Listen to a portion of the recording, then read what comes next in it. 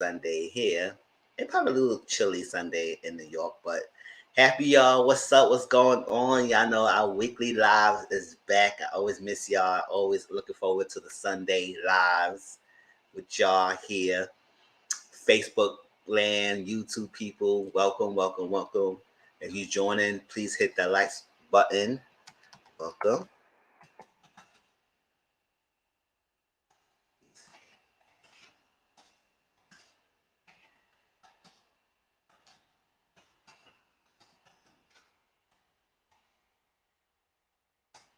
Yeah, please hit the like button on your way in. Facebook, if y'all enjoy my content, please subscribe to my YouTube channel. My YouTube name is right here, Mizzle14. Type it in, you can subscribe to my channel.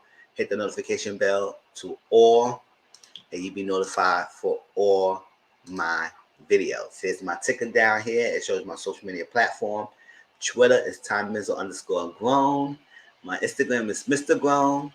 Please like, comment, subscribe to my like, comment, and subscribe to my channel. And also share my videos as any new videos I'll be put up with. The only way I get bigger is through word of mouth, y'all. Share it out. So I have a show lineup for y'all today. So it's gonna be talking and kikiing about the shows. I got things ready. We're gonna talk about the Real Housewives of Potomac reunion looks. We're gonna talk about Beverly Hills Part 1 reunion, Our Kinds of People, Love and Marriage Huntsville, and Ready to Love. So yes, we have a jam-packed live session today. And I hope y'all come in and chat with me, kicking with me, get y'all little drinks on. Y'all know my little famous little red cup. And look, red and red, they're matching today. And get to it. So I get a little people, couple more people to join in.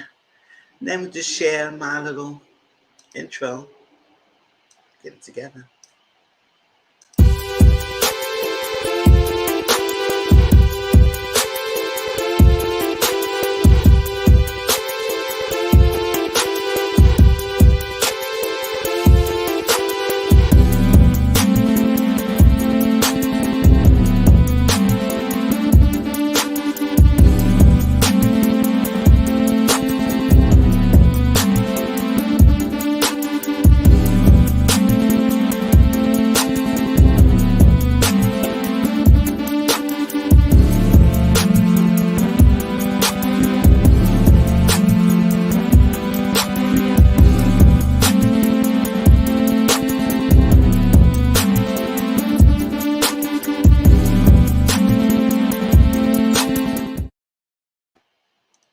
What's going on, y'all?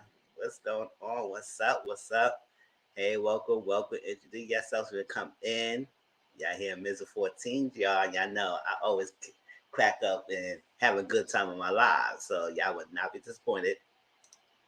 Let me do a little something real quick. And then we start off, as always, with the show's update. Let's get into it. All right, let's start into it. Let's get share screen.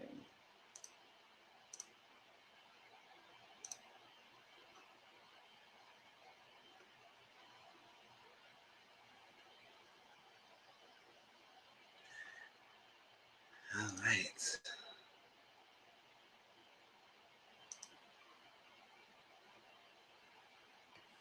All right, shows update. Y'all know I always start my live with the shows updates. So y'all go incoming shows, upcoming shows, or current shows that I talk about. I review either on Instagram, on YouTube, and everything, and all that stuff like that. Sometimes we pre-recorded reviews or live reviews on these stuff. And not every one of the shows I put on this list are shows I review. It is that some shows that I watch and let you know when I'm watching and stuff.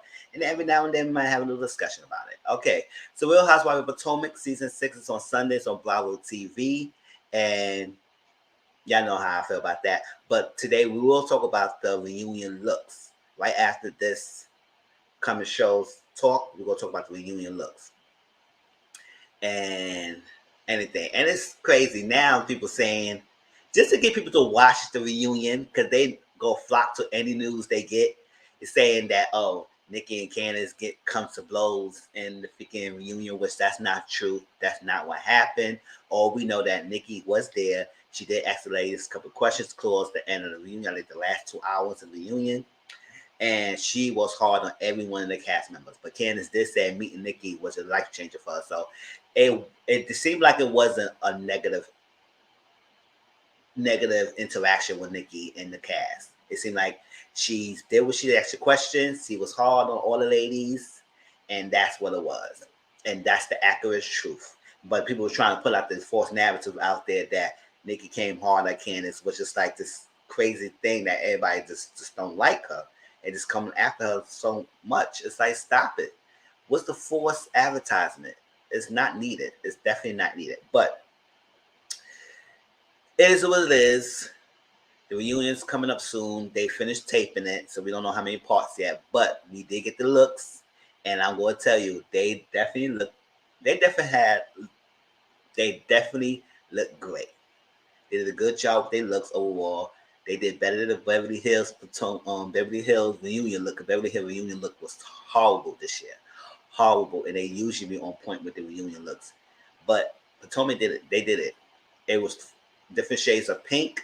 And we'll get into it. We'll critique each lady's looks one by one as we go down. So I hope people come in, because this is what I was waiting for. Y'all need to hear y'all opinions about these people. All right, Beverly Hills. All right. Hey. Hey. What's up? Oh, nothing. Yes. Yes. So next is Beverly Hills. It comes on Wednesdays. Hey, JW, what's up? It comes on Wednesdays, and tonight we're going to talk about the part 1 of the reunion. And it's 4 parts, so we're going to talk about each part as they come along. 4 parts. Salt Lake City, I got to start watching it, but I heard it's a good season so far. So on Sundays on Bravo TV. P-Valley is season 2. It's premiering next year on Stars. So we don't know what date yet, but it will be premiering next year. Book Power 2 Ghost. Y'all know that's a son, Tyreek St. Patrick, and Mary J. Blige and all that stuff like that. They're on this, and I'm excited to see it because and then with the Grave site, they had Tommy leave, and then it will be in the family, so we'll see the continuation of that storyline. I haven't watched book 3 canon. I mean, people say it was boring. I ain't want to watch it. It ain't look interesting to me, so I'm ready to decide to see book 2, the season 2 on it. So it premieres November 21st on Stars on Sunday. Whether I review or not, I'm not sure about that. I'm just waiting for book 4. I'm just waiting for Tommy. Tommy does something. I don't know what it is. That's what I'm saying. Love me some Tommy. So I was like, I don't know. Might just do watch along to that this quarter day, because it's a lot to write down and do notes and do videos, and that show is so many moving parts to it. So don't know. Hey Renee, what's up? How you doing? All right. Tracy. Renee say, hey Tracy. Hey.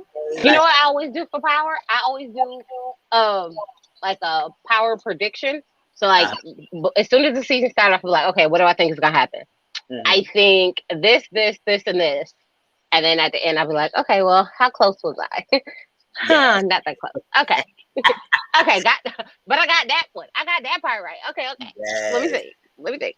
So I always do like power predictions. I don't know why. I feel like the writing is so understand. Like I could understand it. Like I could figure it out, if that makes sense. Yeah. I'm sharing y'all some of my lives. This was the previous live that I talked about the Beverly Hills look. So if y'all want to get a rehash of what we talk about the Beverly Hills when we talk about the reunion today, then y'all can look back into that.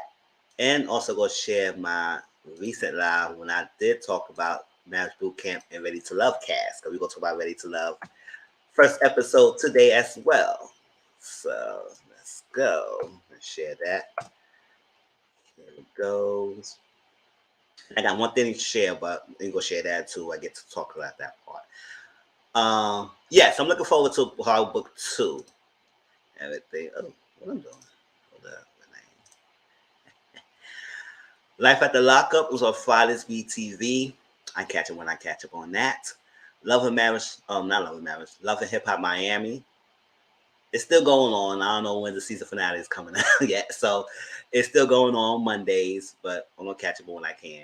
Married First Sight Houston, season 13. It's getting explosive and all that stuff. You know, that Johnny Biles too much. And Michaela Zach. All these couples are a disaster. Not all the couples. Not all the couples. Okay. As much as I didn't like Mirla at the beginning of the season, I gotta give her prop. Yes, yeah. Go ahead, Mirla. I didn't like you at the beginning of the season, honey, but she ain't as bad as Hurricane K. So yeah. Let me give Mirla her props. She is definitely not. Family Fiance season 2 is on Saturdays to come right after Love and Marriage Huntsville. And so apparently this recent episode was a lot. So we probably talk about that next week. Family Fiance. Just this past episode. I don't know about the next one. We'll see. Love and Marriage Huntsville season 3. We're gonna talk about the last 2 episodes today. And not everything, but some parts that show out. It's come on Saturdays. Ready to Serve season 5. We're gonna talk about that episode today.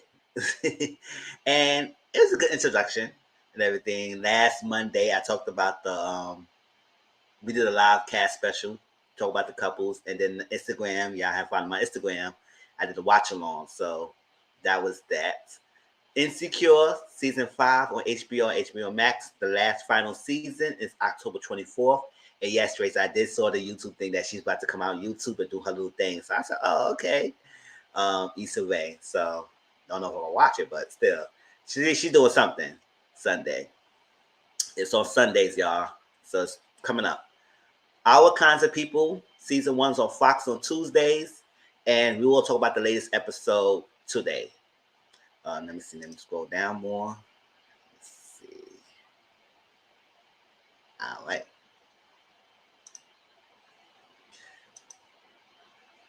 Our Kinds of People. I said that already. Queen season 1 on ABC next Tuesday, and I'm excited for that show. Yes, I will review that show and a combination of pre-recorded and live. The first episode is always gonna probably be a live review, and then once else I decide based on that. And next Wednesday I'll be coming home work early, so maybe I'll do that in Queens. Our Kinds of People in Queens together on Wednesday live, around 9:30 p.m. So stay tuned for that. And yes, that's EVE, Brandy, Notori Nothing, and the Latina girl. You know, I always gonna keep saying that.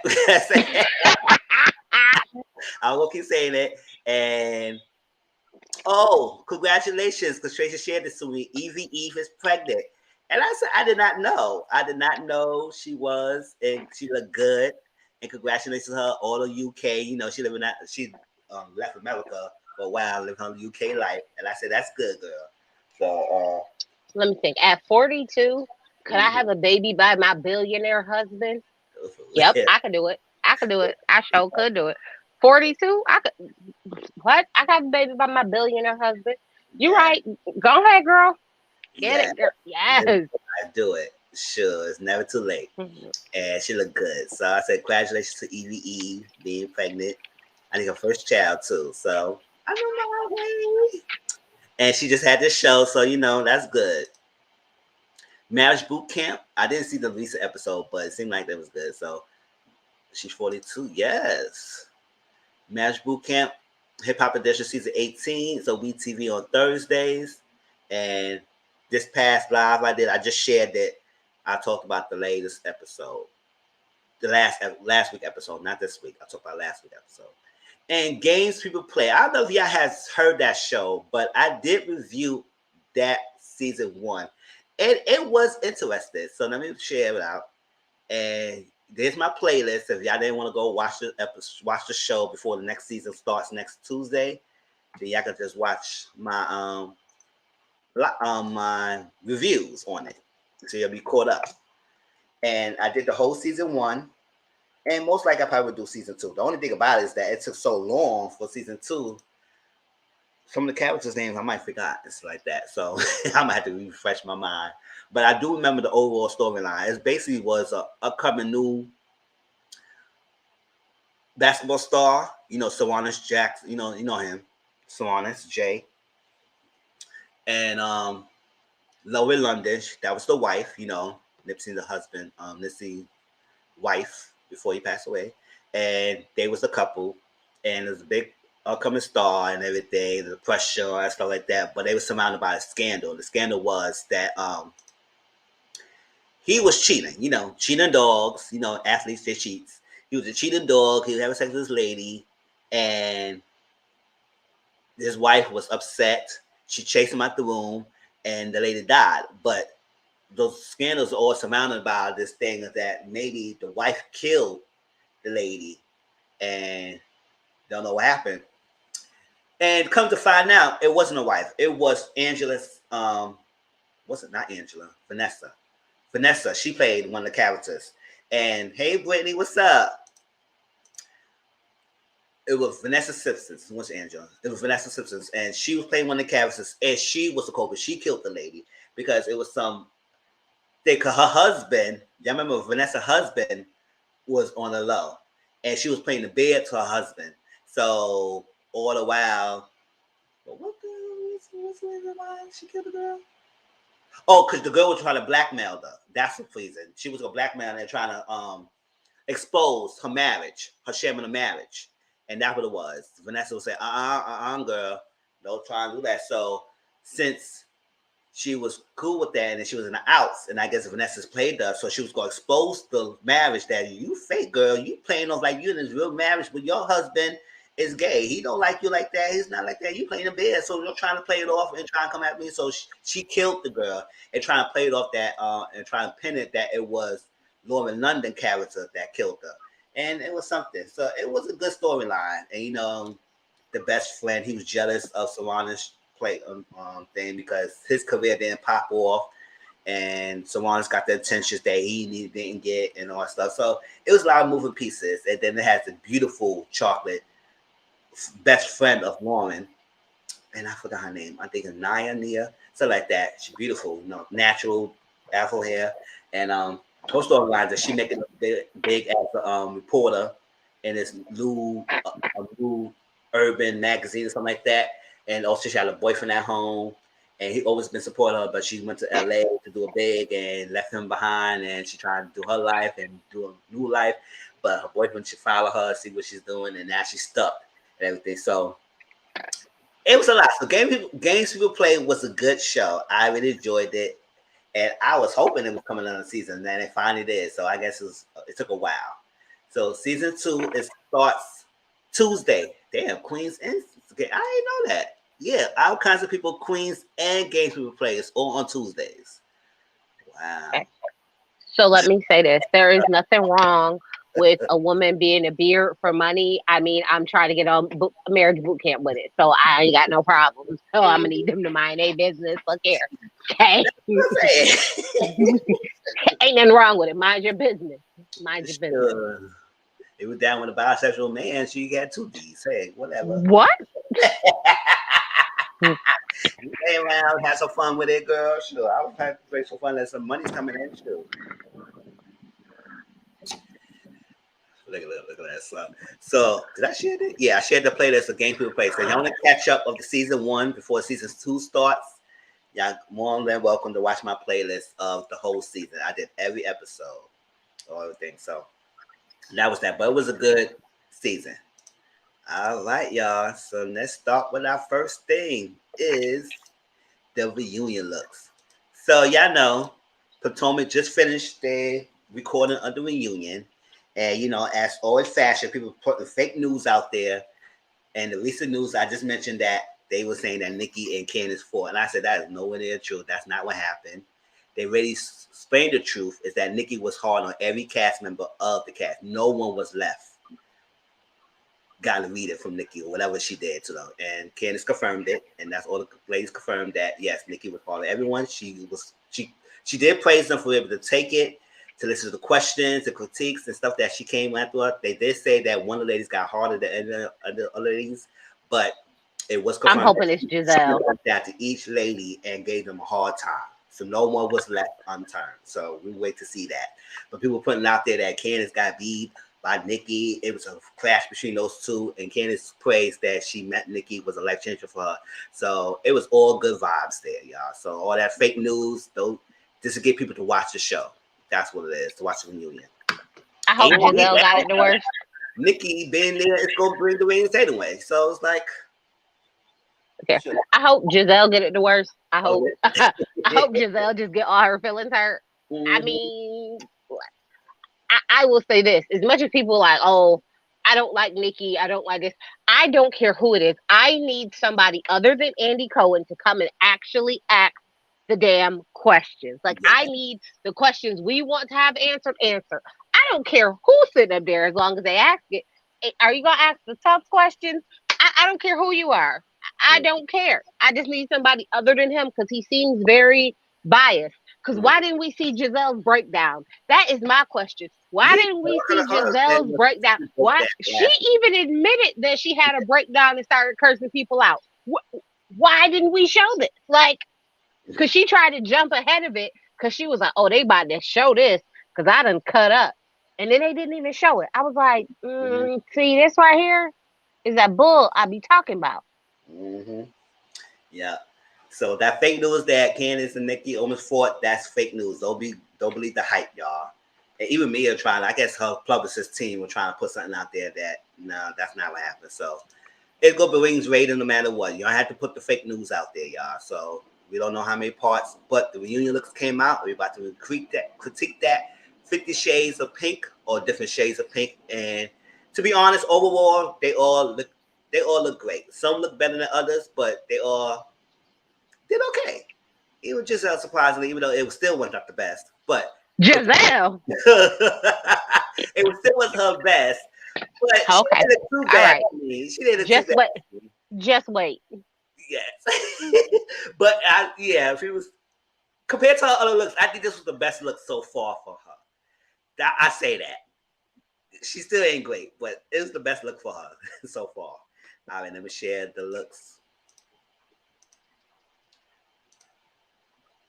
And that's why I love to have Tracy here with the critique looks, because, you know, you just being nice now.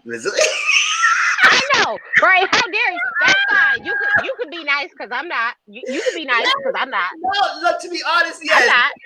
I'm not critiquing, y'all. I'm gonna still critiquing. Like I said, it's not her best look, but I think based on her other looks, this was the best one so far. Okay, here's my question. What was her best look? How about that? How about we ask that question? What was her best look? Because I haven't seen it yet. What was that? Best look. What's her best look? Give me that one. How about that? She had her best one, but yes, I guess I'll try to be nice. But as she trying, y'all. That's all I'm saying. She's trying, y'all. All right, y'all see it? All right, let me write the time. All right, 23:33. All right, so the theme was different shades of pink, right? With the cape out there, it's okay. I'm good. Different shades of pink. And you see Wendy, the top left. I mean, let me enlarge a little bit more. I might have to just show the top row first, and then the bottom one will come afterwards. Yeah, see that? So it's a little better. Okay. So we got Wendy, top left. Then we got next to her is Candace. Then next to her is Karen. This is Giselle.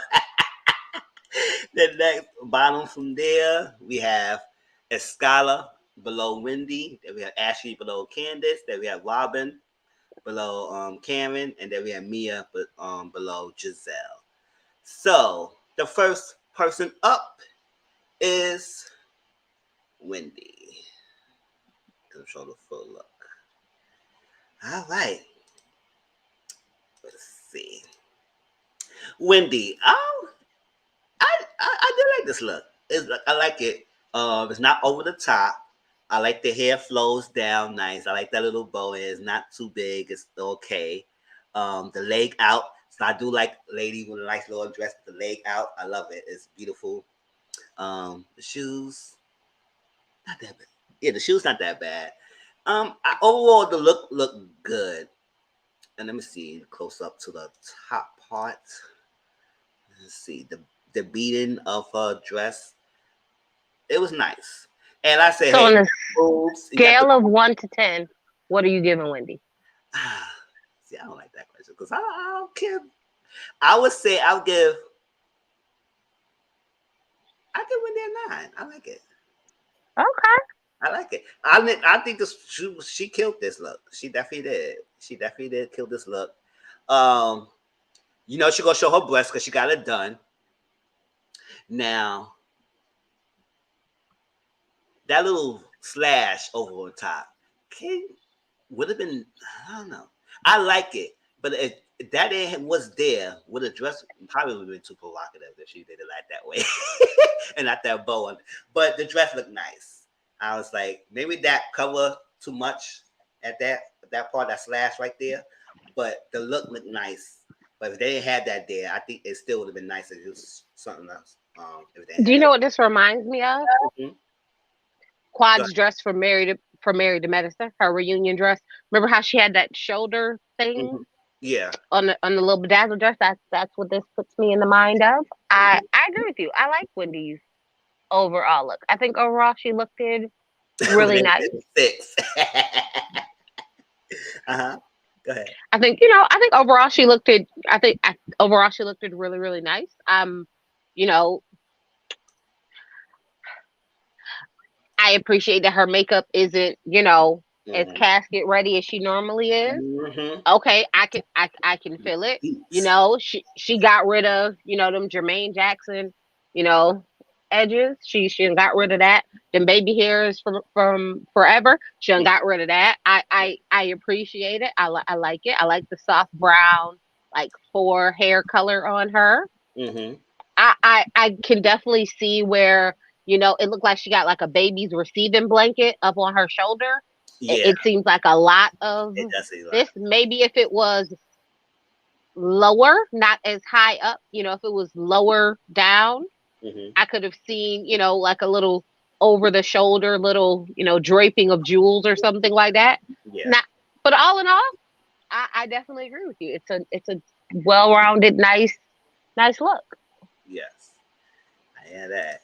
And the shoes, everything, nice. Hmm. All right, go ahead, Wendy. All right, next up is Candace. All right. I like my girl Candace, but I wasn't feeling this dress as much. I mean, it's okay, but I wasn't feeling that. I think the hair style, it killed the look to me. It definitely did. That long bob look, like the bob, like it just killed it to me. I think it was too much of the hair, in my opinion. And then her shirt, if y'all want to see it closely, I was like, I thought I was all one look, but when you look closely, it looked like it's two different. Oh, never mind. It looked like two different look. It doesn't fit. Like, what's that little patch there? It was like, what's that? I didn't like that. The beat on the side didn't look too appealing to me. Like I said, I do like the lady with the one leg out dress. It looked sexy to me, so I like that. But I didn't like that little that part in the front, that long part. I didn't like that at all. And the hair didn't look right. It didn't look right with the look. Oh, what I'm doing? I'm scrolling up on things, not on Instagram. Now the shoes look nice, but that part, this little thing here, y'all, I don't like that. And the bead on the side, they could do without. And the hair, she could do something with the hair better. So, what's your critique on that, Tracy? She borrowed Wendy's thick weave from last season. That real thick, heavy weave that Wendy had last season. Candace just borrowed that. Candace was like, "I'm gonna borrow this weave because it gives me very synthetic. It gives me very, beauty supply store Mm-hmm. mannequin head. I hated it. I hated the hair. um, the makeup, the face, loved it.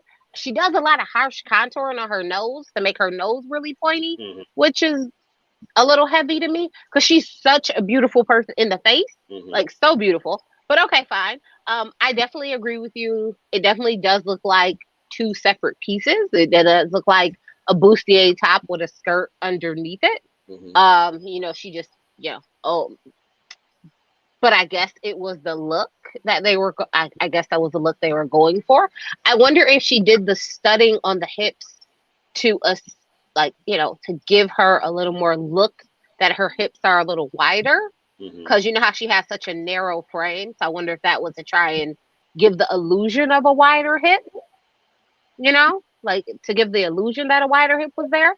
Love the shoes. I like the way she's standing in this picture because I seen another one of her and it looked like I could almost see her hoo-ha. And I was like, oh, girl, that seems a little high. Oh. Yeah. So, yeah, it was like, okay, girl. But that was just a simple thing. All in all, I think if I go from the forehead down, right? The forehead down, I'll give Candace an 8. If I include the hair, it brings it down to like a 6. Yeah. So it's the worst atrocious thing about it's the weave for me. It's the weave. Yeah. It's the weave. That long bob, I ain't like that. It's terrible. Jenny's hair for the Nutty Professor. The Nutty Professor. The body. Yeah, that looked like it was a part of the bodysuit. Like it's supposed to be on part of another outfit, but it's just tacked out with this skirt. Yeah. Let me see. I'm starting to think the Bob followers don't like the Black House well because their pictures. I will say this. Potomac looked better than the Beverly Hills. Oh, they definitely did. Dresses. Definitely did. Like, way better. Because that 80s prom monstrosity that they had over there was terrible. All right, next up, Karen. Karen girl. I don't know how she was when she was younger because she is. I don't know. Karen sometimes she be killing her reunion looks. Through the season, she hit and miss, but the reunion, she be doing something with the reunion. All right, just Karen got this freakum dress on, basically, and let me go closer because I gotta look up closer. The hair is nice. I think the hair fits the outfit. I leave it up to Tracy to critique the makeup because I'm not big on makeup. But I think it looked okay. I don't think it's too much, but I think it is really dark in the eyes. And I think Cameron usually does that. She usually do a lot of dark in the eyes. The outfit is nice. Now, I think it did better with the train on the side because if she would not have the train, it would have been like a freaking always dress, and I probably would have been too much. I think she had to add some glam to it. So I think the train inside adds a nice effect to her outfit. And I like that and everything. Even though it did look like a little piece of fabric stuck to the side, but it works to me with the outfit. Because like I said, if they didn't have that, it would just been like a nice, simple freaking dress, basically. Yeah. Like that. So I think this added effect, whoever the designer is, did a good job adding that there. And her hair, nice blonde hair with the pink outfit, look like a Barbie doll. I like it. Cameron look to me was the best, one of the top best to me in this look overall from the other girls. What's your take on it? For Karen to be almost 60, she looks damn good. She looks, for her to be almost 60, she looks really, really good. I definitely agree with you that it's like 2 steps above a freakum dress. It's like, I was a freakum dress to put this train on here because if not, this wouldn't quite be reunion ready. I agree. Love the hair. She always does do a pretty dark smoky eye. So you are right that she does do her makeup a little more heavy and then like a soft lip. But I definitely agree with you. She looks really, really good, especially since, Karen is 60. She's well, not 60. She's like 57, 58. She almost 60. Yeah. And she said, I'm gonna give you legs. I'm gonna give you legs all day, every day. Yes, legs every day. So yes, I like it. She's one of my top looks. I like that. All right. Here we go. Let me see. That mess hanging on the side is a no, and it needs to be an itch. Needs to be an itch or so longer. I mean, it did look off, but at the same time, I think it adds to the effect of that dress because it needs to be there to me. If not, then it would just been like a hoish dress basically, and I think that thing's there. Can it be too long? Maybe it was too long, but I think I like that piece with the look. It's like that. Yeah, I'll say that. And next person. Okay. Jesus be offense. Yes. Okay, y'all. Like I said, based on her past looks, I think this was the best one of it so far. But yeah, she still could do better with her outfit fitting.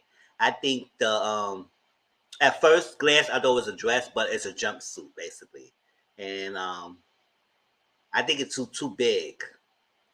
I think she should have had it form fitted to me a little bit. That belt, I don't know. That belt feel like it's too high. That's her waistline. Okay. The hair. What could have been better? I don't know. Everything could have been better. I'll say it. Yeah, Everything could have been better. that hair could be better. This train on the arm, her left, yeah. Her right side, no. I don't know. It's probably too long. But yeah, I think she could have did a better job with the fitting, with her outfit.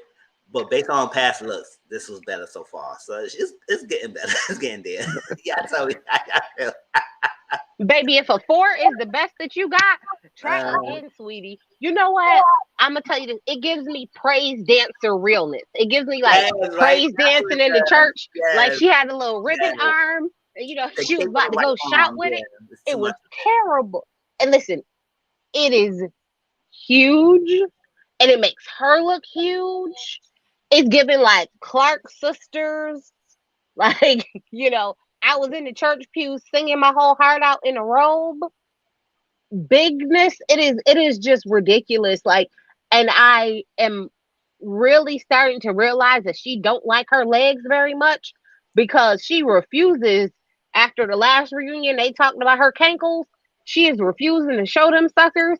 Cause my God, today I was like, that is horrible. I was like, that is absolute. That's giving circus tent. That is giving. That is just giving terrible. That is giving like the backdrop to a baby shower. You know how they have all the like. You know how they have all the cloth in the back so you can take your picture. You know, it's like it's a girl, it's a boy.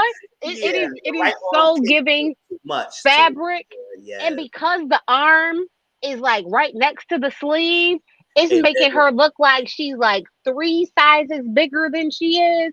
It is atrocious. And then it was like she tried to put that little belt on to tie it up. Honey, that belt didn't help you at all whatsoever. I don't know who designed this for you, but but you need your money back. You need to go ahead and be shot, stabbed. Girl, come on now. Like, this is ridiculous. And the fact that I was like, and you're like, I don't understand. Like, this should have been right up her alley. Like, she's an AKA. Pink and green is what they do. She should have been ready. She should have known the assignment. Yes. She should have been like, oh my gosh, I got pink for days. I know the assignment. Yes. This right here is not it, honey. Not it at all. It's giving parachute. Like a toga party. She wrapped the sheet around her. Yeah. Listen, it's giving parachute. It's giving rhythmic dancer. It's giving ribbon dancing tees. I don't know.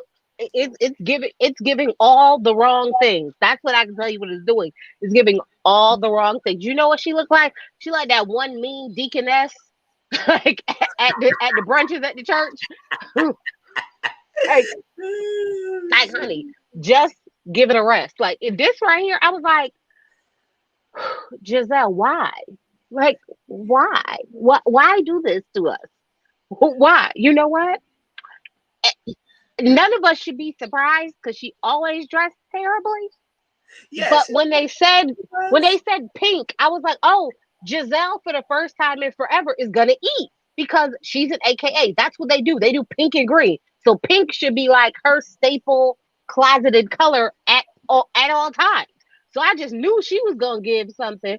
She gave absolute, absolute terribleness. She gave absolute parachute. She Yeah. gave It looked like she was back and forth for absolutely terrible. yeah. Like I said. Like, yes, like I said, this is not my best look of her. It is that of the reunion, this is not the best look. It's the bottom. So I would say she'll praise her look. It's just that based on her past reunion looks, I think she did okay. But yes, that arm thing, it was too much. I think she should have had a more form fitting. She draped too much materials, like you said, on her body. And yeah, it's too much. It's no legs. Giselle is not even Yeah. that big. Like she is a nice petite frame. You know, she is not a plus size woman by any stretch of the imagination. Yes. And when it looks like you should be in the Lane Bryant catalog, honey, we have a problem. We have a problem.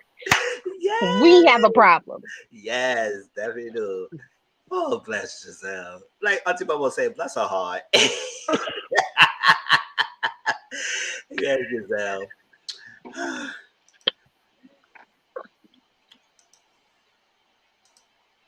Ooh, who's next? Oh, not that. I don't want to see that. Mm-mm. And Giselle talks some she don't need no style and help. The devil is a lie. That's what I'm saying. Like, The devil is a lie. Here go Escala, y'all. Now, to be the friend of the show, she just came out. She came out and show out. The asymmetrical look of her dress is nice. I like it. It works. I mean, she is showing a lot of breasts, which is showing a lot of breasts. Like I said, I do like the dress with the leg out, stuff like that. The big puffiness on the left could have been not too big. It shouldn't have been too big. But I like the ponytail look with her outfit. Her shoes, not too bad. Like I said, this look is not too bad. I think it works well. The asymmetrical kind of look she giving. And just that puff, she could have done without the puff too much. But I guess it's going to give the little different dimensions of her outfit. And I do like that she gave the ponytail. Because if it would have straight down, it probably would have killed the look. So what you think about Escala? I hate that fabric. Yeah. I hate it. I hate that fabric. I hate that fabric. I hate the kind of pleather-ish, like super shiny to where it kind of looks wet. Kind of outside of that, if I take the fabric away, right? If I don't think about the fabric, the dress is giving. Remember Drew Sidora last year on Atlanta? Yeah. This is what Drew was trying for, but failed at. I love that she still has a waist. I love that she still has a shape. Although she has all of these things all going on all at one time, I definitely don't like how big the top of the shoulder is. I wish it was a little slimmer down, but I do understand you want it to be kind of dramatic and voluminous when you're adding a sleeve to something. It's giving me like if you split a scala down the middle, right? The side with the sleeve and the long, it gives me very like, Met Gala. It gives me very, Golden Globes, Oscars. And if you split her down the other side, it gives me very freakum dress, very hoe stroll, very, I got, very little minimalistic tees. But I appreciate it. I appreciate that it's a look. I appreciate that it's something to talk about. Her face looks pretty. Her makeup looks really light. Her ponytail is giving. I still would take this over on a scala over Giselle any day. Yeah. Yeah. Over Giselle any day. That's that. Sure. All right, Scala, for your last stuff. Maybe it should be a main cast next season. We'll see. She can take Robin's spot. Oh yes, because throwaway Robin. I don't like her. She don't get nothing to the show. Ashley, y'all. I don't like this look. I'm sorry. I really don't. What don't you like about it? I don't like it. Do you not like the look, or do you not like Ashley, so you don't like the look? No, I don't like the look. it, I say this, like I said, I do like the dress with the leg out, so I do give her that. I do like the thing. I don't know, maybe. Cause Ashley, when she does her look sometimes. Okay, compare her to last season. No, this was a better look. Compared to last season. Oh, okay. Yeah, this is a better look. This is the better look. Let me see. Compare her to Giselle. Oh no, it's way better than Giselle. So yeah, it's better. No, it's not a bad look. I don't know. Because sometimes if I look at her past reunion looks and how she dresses, I don't know. I think Ashley always been a simple girl, so I think it works for her. I say that it works for her. She keep it simple. She kept it. She ain't do over the top with the dress. I don't know. Maybe it's too much of the hair with the outfit, and I don't know. Maybe because the outfit's simple, she needs to do more of the hair, so it gives her more volume. But Ashley got body. I think she really did better with it. I don't know. What y'all think? I think, like I said, it's not a bad look, but I think she could have did more a little bit. But she's boring. Simple, and yeah, it could be better, but it's not too bad. You know what? I will say this, right? Her body looks amazing. So kudos for having 2 small children and your body looking great. Congrats. I am not an Ashley fan by any stretch of anybody's imagination because of all the cast members, she is my number 1 least favorite cast member of all time. Mm-hmm. Don't like her at all. But her body looks amazing. Mm-hmm. I definitely agree. She looks very simple and boring. It's one of those, if you're going to do that, such a simple dress, I'm going to need your makeup to be bold or your hair to be bold or something. It's giving very first season ish. So here's how I think, right? Scala for her first season did a lot. Her dress was a lot. Her dress was like here and there, and look here, do this. And then Ashley's dress is like boring. It's like real basic, and I don't know if she did boring, real basic because she wanted to show off her body, or if she did boring, real basic just because she's boring. Period. Yeah. I don't know. I don't know what it was. I don't know. But by any stretch of the imagination, she's like a 5 to me. I could take it. It's not terrible. It's not great. It's like, did you even try? Yeah. Did you try, girl? It's like, did you even try? It's like, you know how sometimes you'd be like, oh, that's a pretty dress. And so you're just like, oh, that's enough. Like, okay, if you did a pretty dress that's, very form-fitted, right? Could you at least try something with the hair?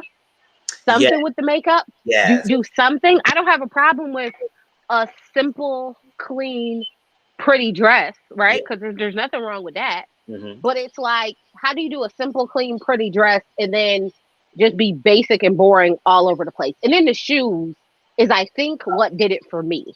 The shoes are what did it for me. The shoes was giving me very much so, head usher board, peep toe, like very much so boring. I was like, not even a spicy shoe, nothing spicy. Just everything about it is boring. Like it's all boring. It's not bad. Like it's not, but it's not great. So yeah. So when you was like, I don't really like it. It's like,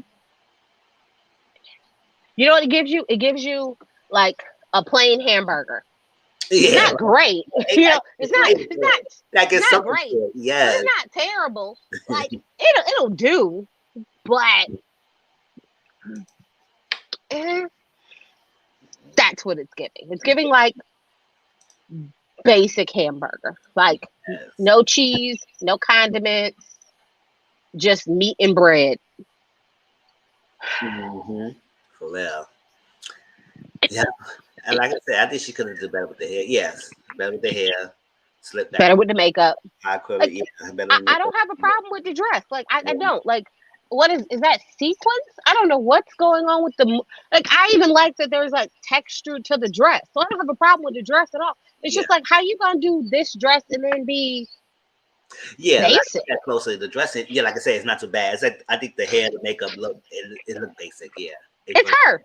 yeah, Let's be honest. It's her. It's not the dress. It's the person modeling the dress. That's the problem. It's boring. yeah. It's boring. When she was with the Godell playing no seasoning. Like Portia when she was with Godell playing no seasoning. Portia still playing as well. Oh yeah. Yeah. Who's next? Robin. Oh, she giving mother of the bride. Yes. Mhm. I'm She's so giving glad mother of the bride. it's not here. So, Love her shoe though. At first I was like, Robin, the theme is different shades of pink. But then I look at the other looks, I say, okay, yeah, she is wearing a lighter pink side. So I was like, hold up. At first glance, I said, oh yeah, that's a shade of pink. But it's different. I was like, okay, look like cream to me. But when I look closer, I say her color is kind of similar to Wendy's color. So I said, okay, it's a different shade. Yeah, it's blush. Yes, blush. It's definitely blush. Yes. You could tell she had like a little, like a bodysuit under it, but it's like a outfit under it, and they had to share over that. So she has that covering that part, and then she had the long see-through outfit. Like I said, I do like dress with a leg out, but I think like that slit should have been a little bit. Since you had that there, maybe it should have been a little bit up to show more of the leg. I mean, that little train part with the right her arm. It could have. I don't know. That looked messed up to me a little bit. It looks so bad, but I think it just something could be done better. Maybe you could explain it better for me, but it could have been done better with the arm. Because it just looked like she had her arm just stand out like that. That's it. But you straight your arm, what would it have been? It would have been like a slap, extra piece of fabric that was slapped on a dress like for no reason. Maybe she had to do that to cover that side of the breast. I don't know what's under there, but it looked like it's a body under there. So maybe she needs to cover that part more. And the hair, Robin hair always look basic. So I don't know what she do. Her makeup look crazy. But the dress not too bad. Maybe some little alteration with some of the dress would have been better. But yeah, I like that arm piece. Maybe that slit could be a little bit more. The see-through, I'm gonna look at with. I'm fine with the see-through, but she had the bodysuit under it, so it's like she tried to do freaking dress, but they said no. Mom just said like that, so you gotta do something different with it. Try to do a Karen style, but she said, "Nah, I gotta put more fabric on top of it." So what's your take on that? It's giving mother of the bride realness. A little bit. It's giving David's bridal $9.99 bridesmaid's dress. You know, it is very similar to the dress that Garcelle has on, but Garcelle has it in blue.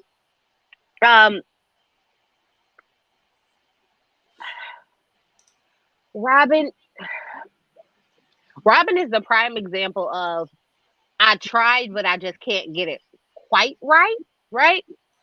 So when you it's just not quite right. Like she gave an attempt, right? So we will give her something for attempting because it's better than what she normally does. Because last season her hair was atrocious. Yes. Her makeup was not much better, and that dress was just barely giving anything.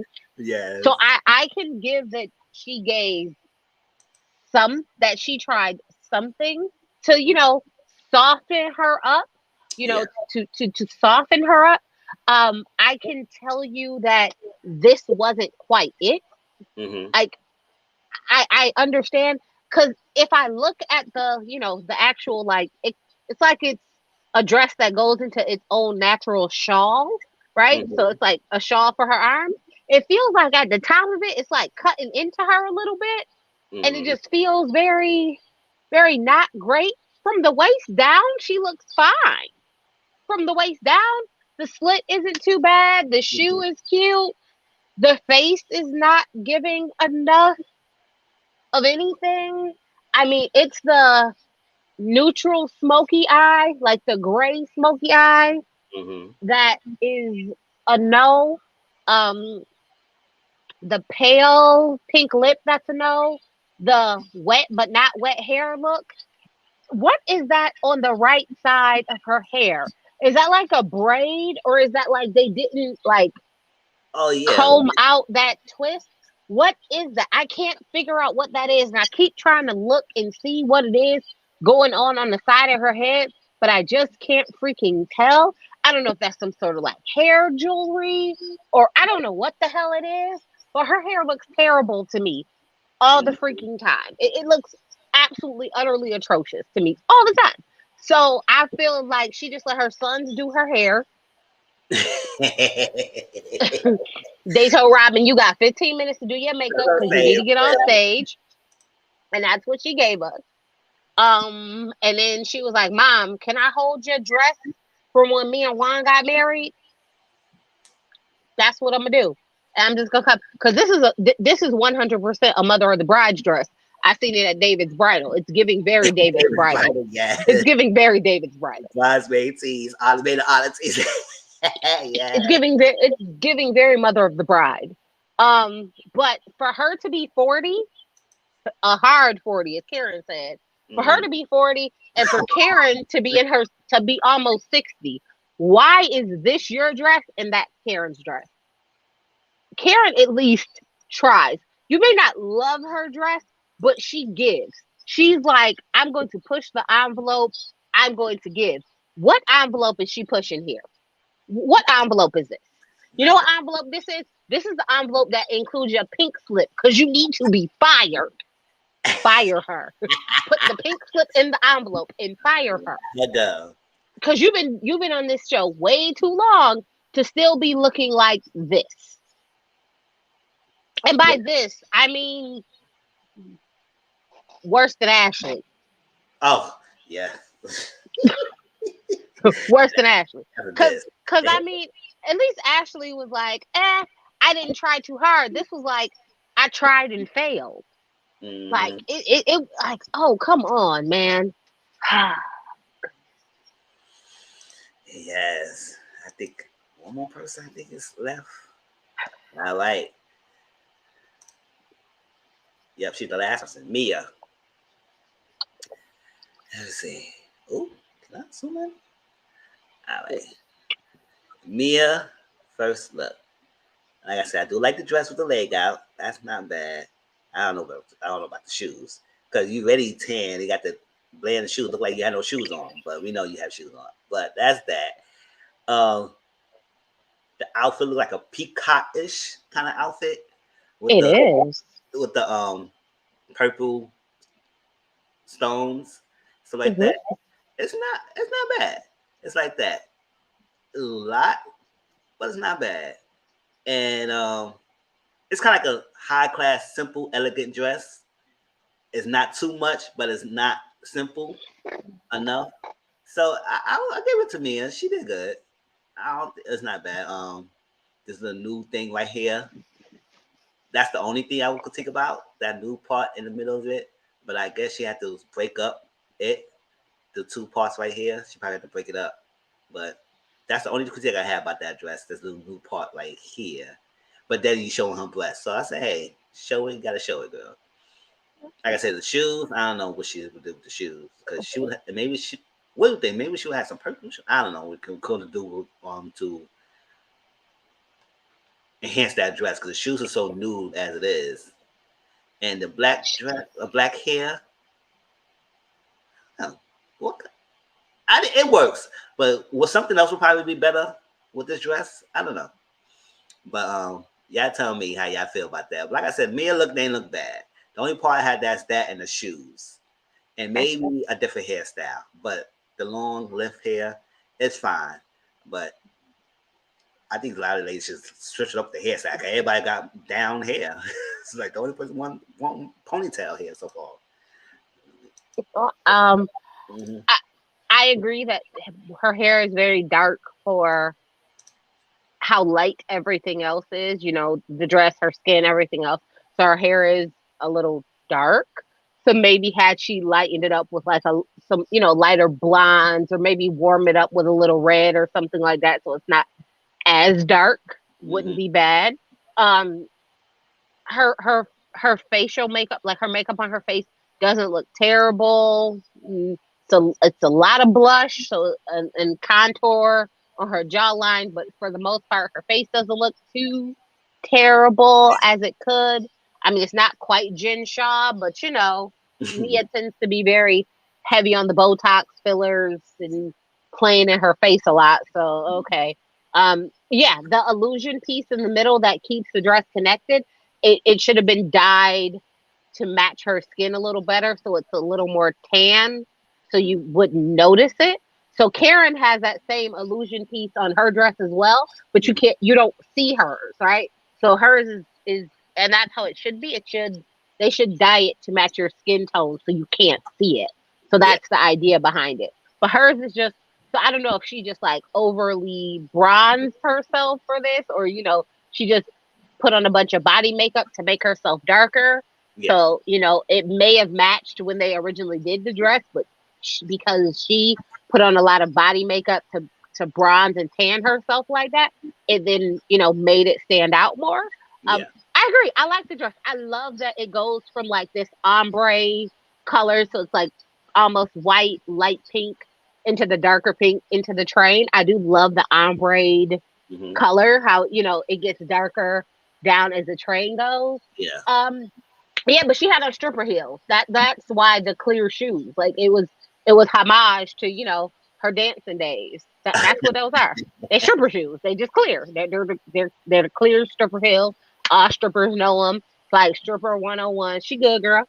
She got that. She was like, let me pull out my my dancing shoes from back when I used to swing around the pole. Okay, girl. But no, I do like Mia's overall look. I'm not a huge fan of Mia, but I could give credit where credit is due. She looks good.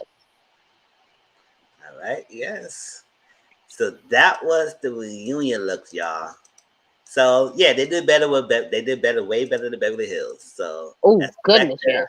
collective. It was a good look. So like I said, I haven't watched the season that much, but I probably tune into the reunion and see how that goes. It's like that. I won't talk about it, but I'll stay tuned and see what drama unfolds.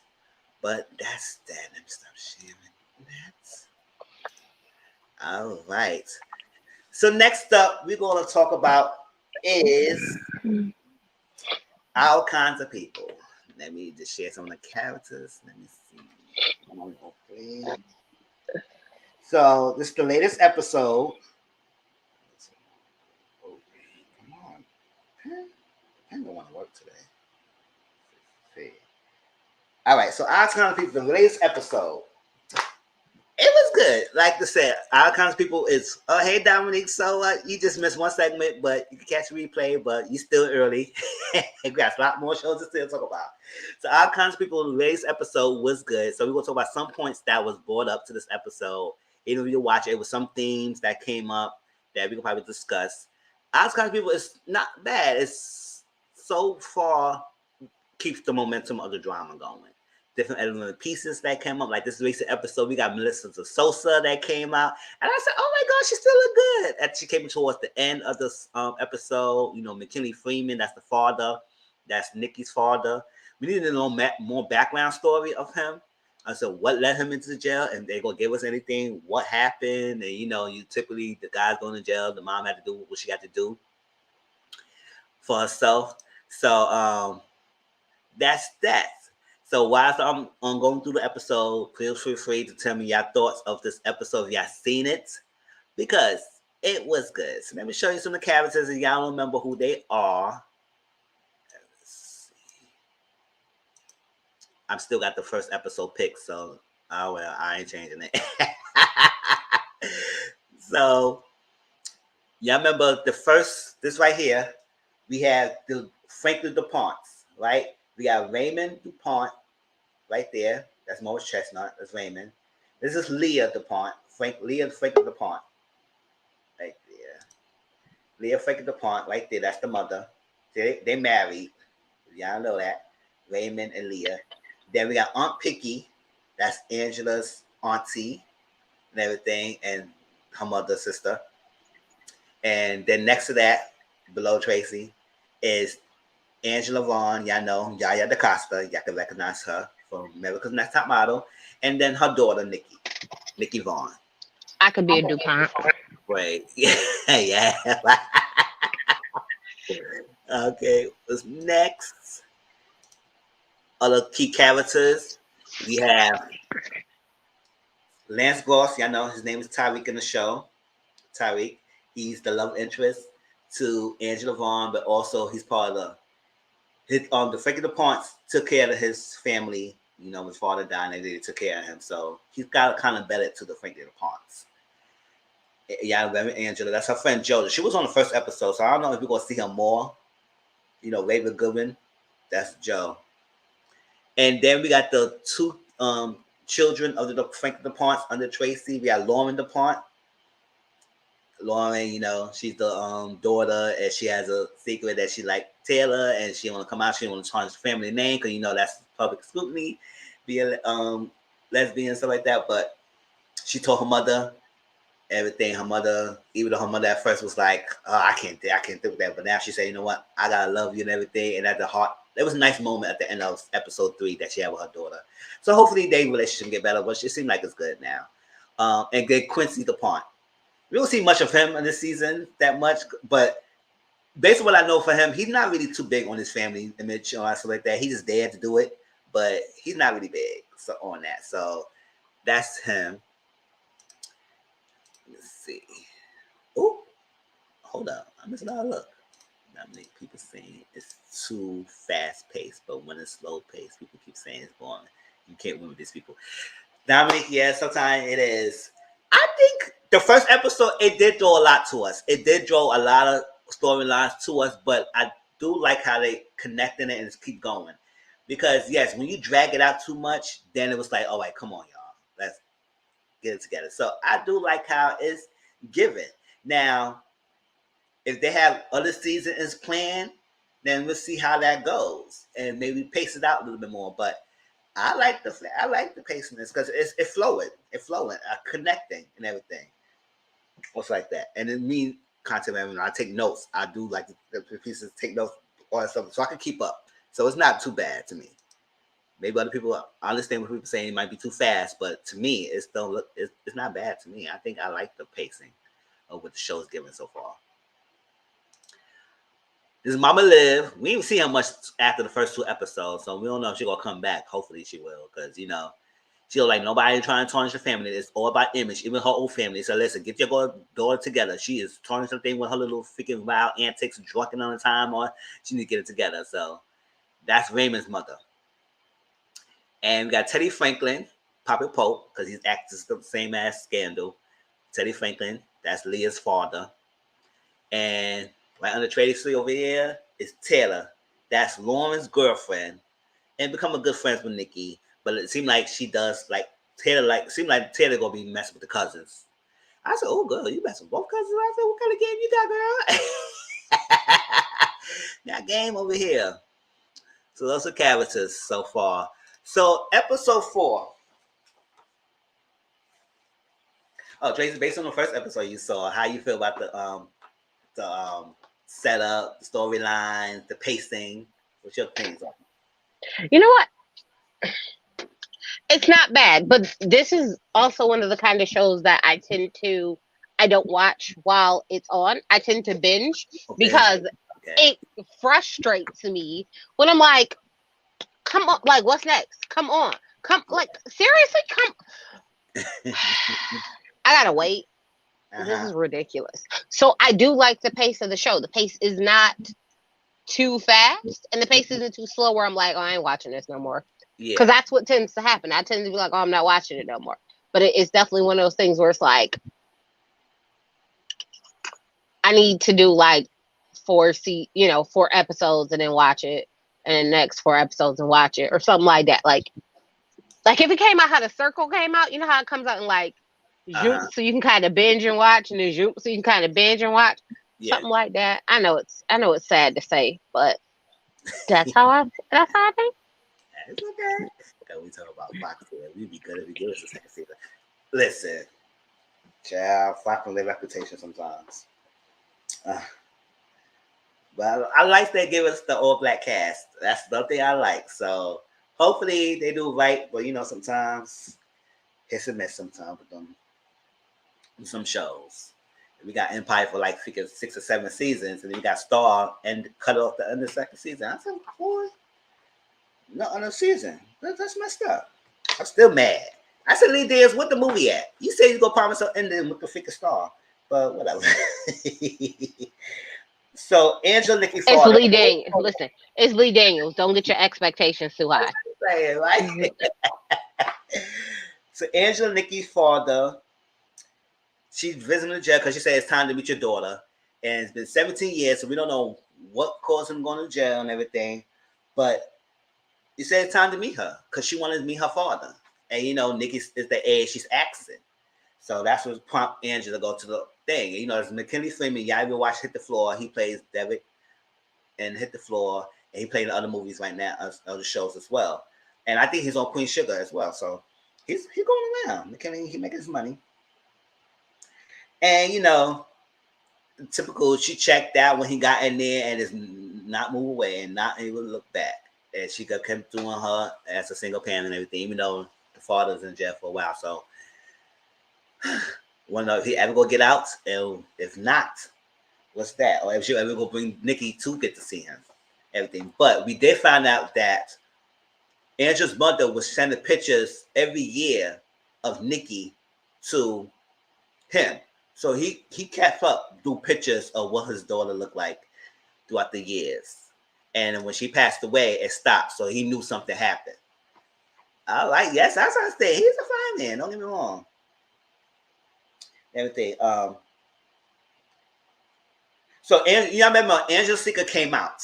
I know Tracy didn't watch up today, but so a little spoilers. But but her secret came out. But I want to tell you how the secret came out. But her secret came out that Leah and her are connected by blood. They related. They're sisters. And her friend Tizzy came for the grand opening because she want to have a grand opening of Eve's Crown, her hair products. And her friend came to support her. Say, listen, I could not gonna miss your grand opening from another world. You've been there for me all this time. I'm not gonna miss it for you. I said, I hear that. And they basically think that since Angela came from nothing, kind of like the have not kind of situation going on, thinking that she want their money. And that's how it usually is. You are high class families, if somebody come and you find out related, it's like, oh, what she want? She want her money, she want this. It's like, no, she want. Listen, she built her ground up. She didn't beg for y'all the money. She never begged for y'all the money. Because that's the money, in that case, the money, she would have took Leah's money when she wrote that big check for her. But she said, you can't buy me out. I'm part of this family. You ain't gonna try to do that. All that stuff. So let me see. Next day we got Leah and Raymond going to family, not family, they're going to a therapist because there's some problems going on. Raymond's whole thing is that Leah doesn't really pick the side. Like her father is so much her father behind, but you trying to support me. Your father's always the center of our marriage. It's coming in between us. It's like, you gotta make them believe. But Leah thing is like, listen, I'm the mother of 2 children. I had to do that. I'm also a wife. I'm also a woman in this male-dominated industry that I gotta make it big and make a name for myself and fight hard. So I got all these Rammies towards us. It's like, come on. She got Leah big ass itchy. Oh no! Why you like Leah like that? Don't get me wrong, Leah is too much. She is a bit much, but yeah, ass itchy. Oh shit! But I do understand about her being the wife and the mother and all that stuff and doing a lot. But Leah, sometimes, girl, you doing the most. You put too much pressure on yourself, which I do understand because she got to follow her father legacy, and her father sometimes he's too much. He do too much as well. But her balance between her father and her husband. So even though you didn't see a trait, so how you feel about that? Even in normal circumstances, about family and parents in the middle of your marriage and stuff like that in business. Yeah, having family in the middle of a marriage can definitely cause unnecessary stress and strain on the relationship. Mm-hmm. So good luck with that, girl. But making a behind itch. I mean, it sounds like she's gonna be real annoying. So I'm here for it. I can agree. Yes, yes. Sounds like she's gonna be real annoying. Mm-hmm. She is. And Leah, it's like with Leah, as I mentioned on the live when we had Auntie Mama, that she does feel bad of what she's doing to Angela, but at the same time, she doesn't want Angela to outshine her. Like, listen, it's like, I just find out you're my sister now and everything, and you doing the, and I think she sees herself in little Angela because she's ambitious and drive, and I think she kind of like envious. I don't think she's jealous, but I kind of envious is that, listen, but at the same time, like her father did this. So she's more upset, I think, as she mentioned later on. She said, I'm not mad at you, Angela. I'm just ashamed that this whole situation, that my father was raising me all this, and now he had an outside child. So I do understand Leah's point, but at the same time, like, you just down a little black sister. It's like, y'all supposed to be, you try to be uplift the sisterhood, but at the same time, you don't want them surpass you. So that's Leah's stink. Like, yeah, she's there for y'all, but don't try to surpass her. She didn't want that. So don't do that. I can't wait to see her because she gets on my last nerves. So that's how Leah. That's Leah, old man motive. And she at times she does that, and then she still feel bad with what she's doing. I said, girl, just stick with one thing. You gonna do it and just stick in it, or go do that, or and just stand by her side. But you gotta keep the drama and understand. Sometimes siblings, and when you find out you got an outside sibling going on, you ain't gonna like that. So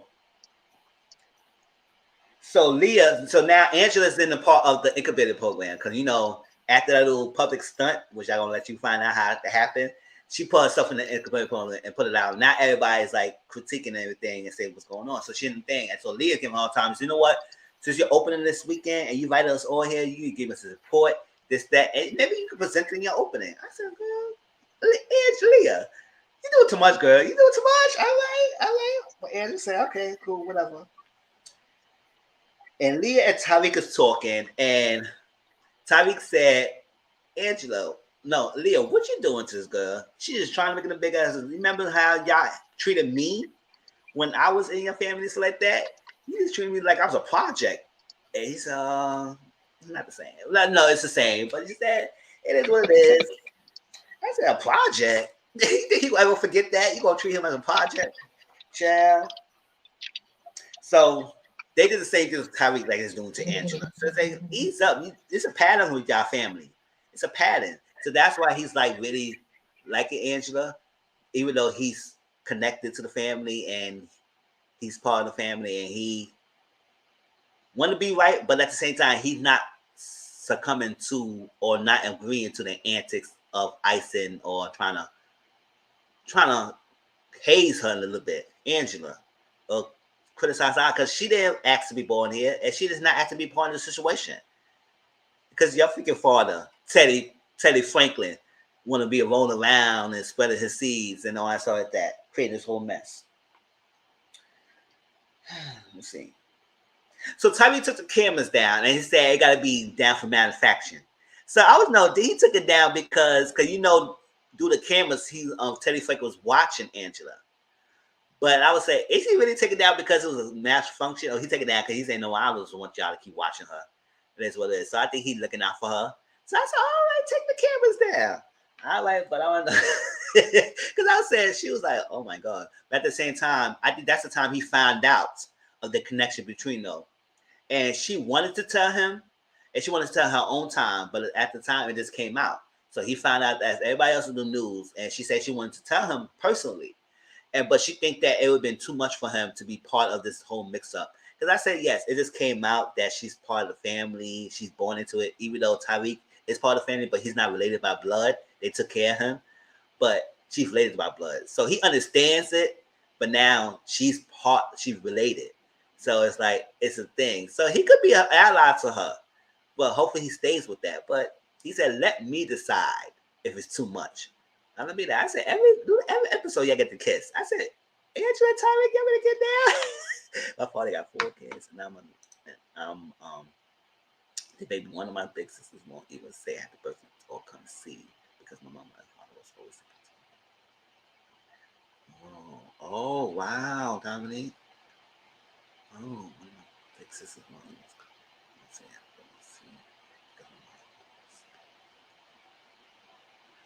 oh wow. See, it creates dissension with family. See, mom, father, he was married, and then the other sister won't come see you. Child. Now she want. Now she coming after you and be mean to you because he created a family outside his family. It's like, listen, you didn't be brought to be here and everything, and it's not your fault. But sometimes they would take out the siblings more than the freaking parent who did this thing. So I was like, oh, what happened to Tracy? Maybe she'll come in after.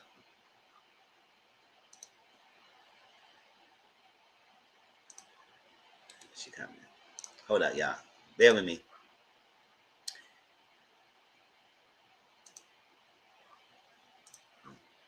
Oh, I try to see it, Tracy. Let's see. So Angela had this idea. So we said, listen, Gracie T's having this little meeting. So I'm gonna do a little video and see how they share their stories and everything and be part of my production, my presentation. So so Leah found out and she was like, what's going on here? So she came and recorded riled up figure Angela. Shoot, trust me, if I had the shoes, I would not have to. Hey, you don't get the shoes? Hey, trust me. Now you know how it is now. It was like, listen, you wish you could pick, but you were brought to the world. But at the same time, it's like, it's not your fault. It's not your fault. Blame the family. No, blame the parents that brought you in here.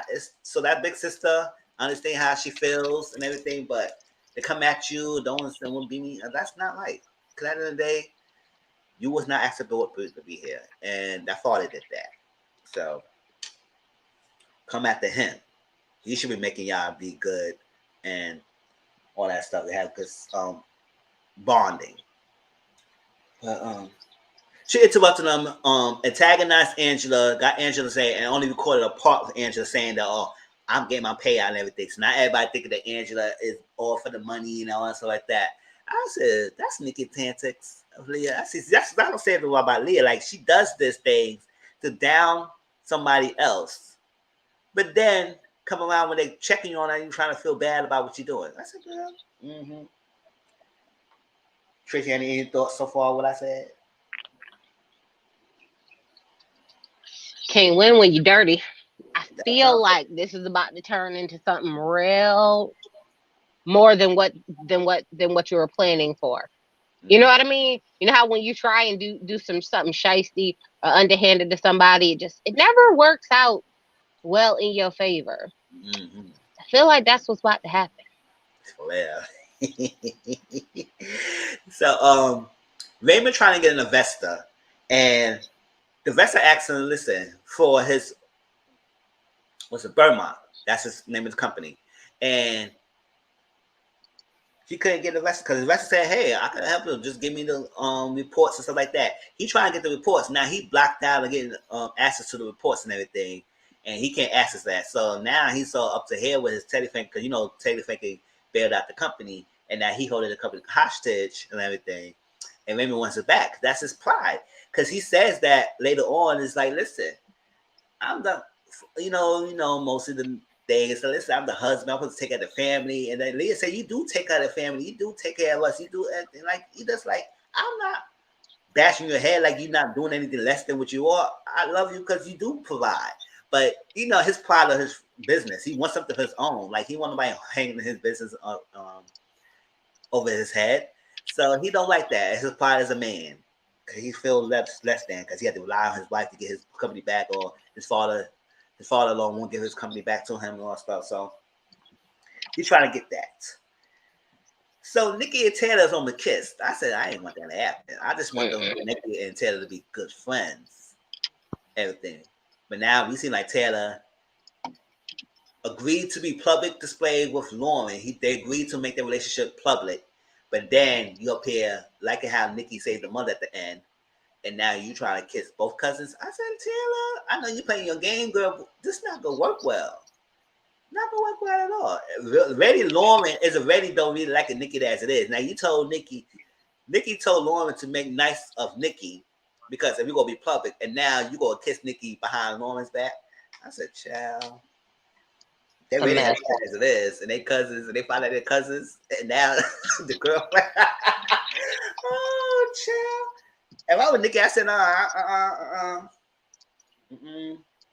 But, you know, Nikki had her own battle she had to deal with being in the public eye scrutiny because she beat up somebody and people want to cancel her because she fought. I said, since when teenagers cancel somebody because they fight somebody in the school? I never knew that was cancel culture, but hey, whatever. I said, we do a little fall with that. I said, grown up, you fight. Well, what's cancel culture in fighting somebody? Especially when the reason why we find out she fought because they were talking about her grandma. And say the color is like she's too dark and she's not on. I said, no, she beat that girl behind. And they want to cancel the girl. I want to know what kind of school she went to. Maybe my other sister came to see me. I had to go to Facebook and inbox everybody with last name. And I inbox my cousin. Oh. Yep. See? They already know the dirt. And they're trying to look for you to say complete. It's like, oh, you got my other grandchild. I don't even know what she had and all stuff. Yeah. But at least you got relationship with your other sister, Dominique. It's a sad situation to be put in. Let's see. So the whole Kiss of Cousins and Taylor doing that, not Kiss of Cousins, Taylor doing that, battling between two GOAT cousins is not going to work well for her. And hopefully that's that. So since Nikki saw that, because when she was I think she was upstairs and she was watching Nikki, Lauren, and Taylor's conversation and that they were public. She told her mother, you know what, I don't want to be the face of it because there's going to be too much public pressure and everything. And she readies in the public eye about beating people up and people have to feel like she feels. And, you know, she was bullying and everything when she was in school. So she didn't want the judgment. So her mom, she didn't make her feel guilty. You know what? It's your decision. It's fine. Work it out, everything. It's fine. I'm lucky you as my daughter, and I don't want to pressure you if you don't want to do it. Because that's that. So Leah and Teddy was at the partners, and I was like, that scene had me hot. With the partners, and one of the partners was all white, you know, typical. That's how the situation is. And it was a deal. And yes, making them a lot of money. It was all good and standing and done. But this recent stadium, and we said, oh, I had a problem because they was going to try and say that his family thing came brought to light is doing the business. It was not the case.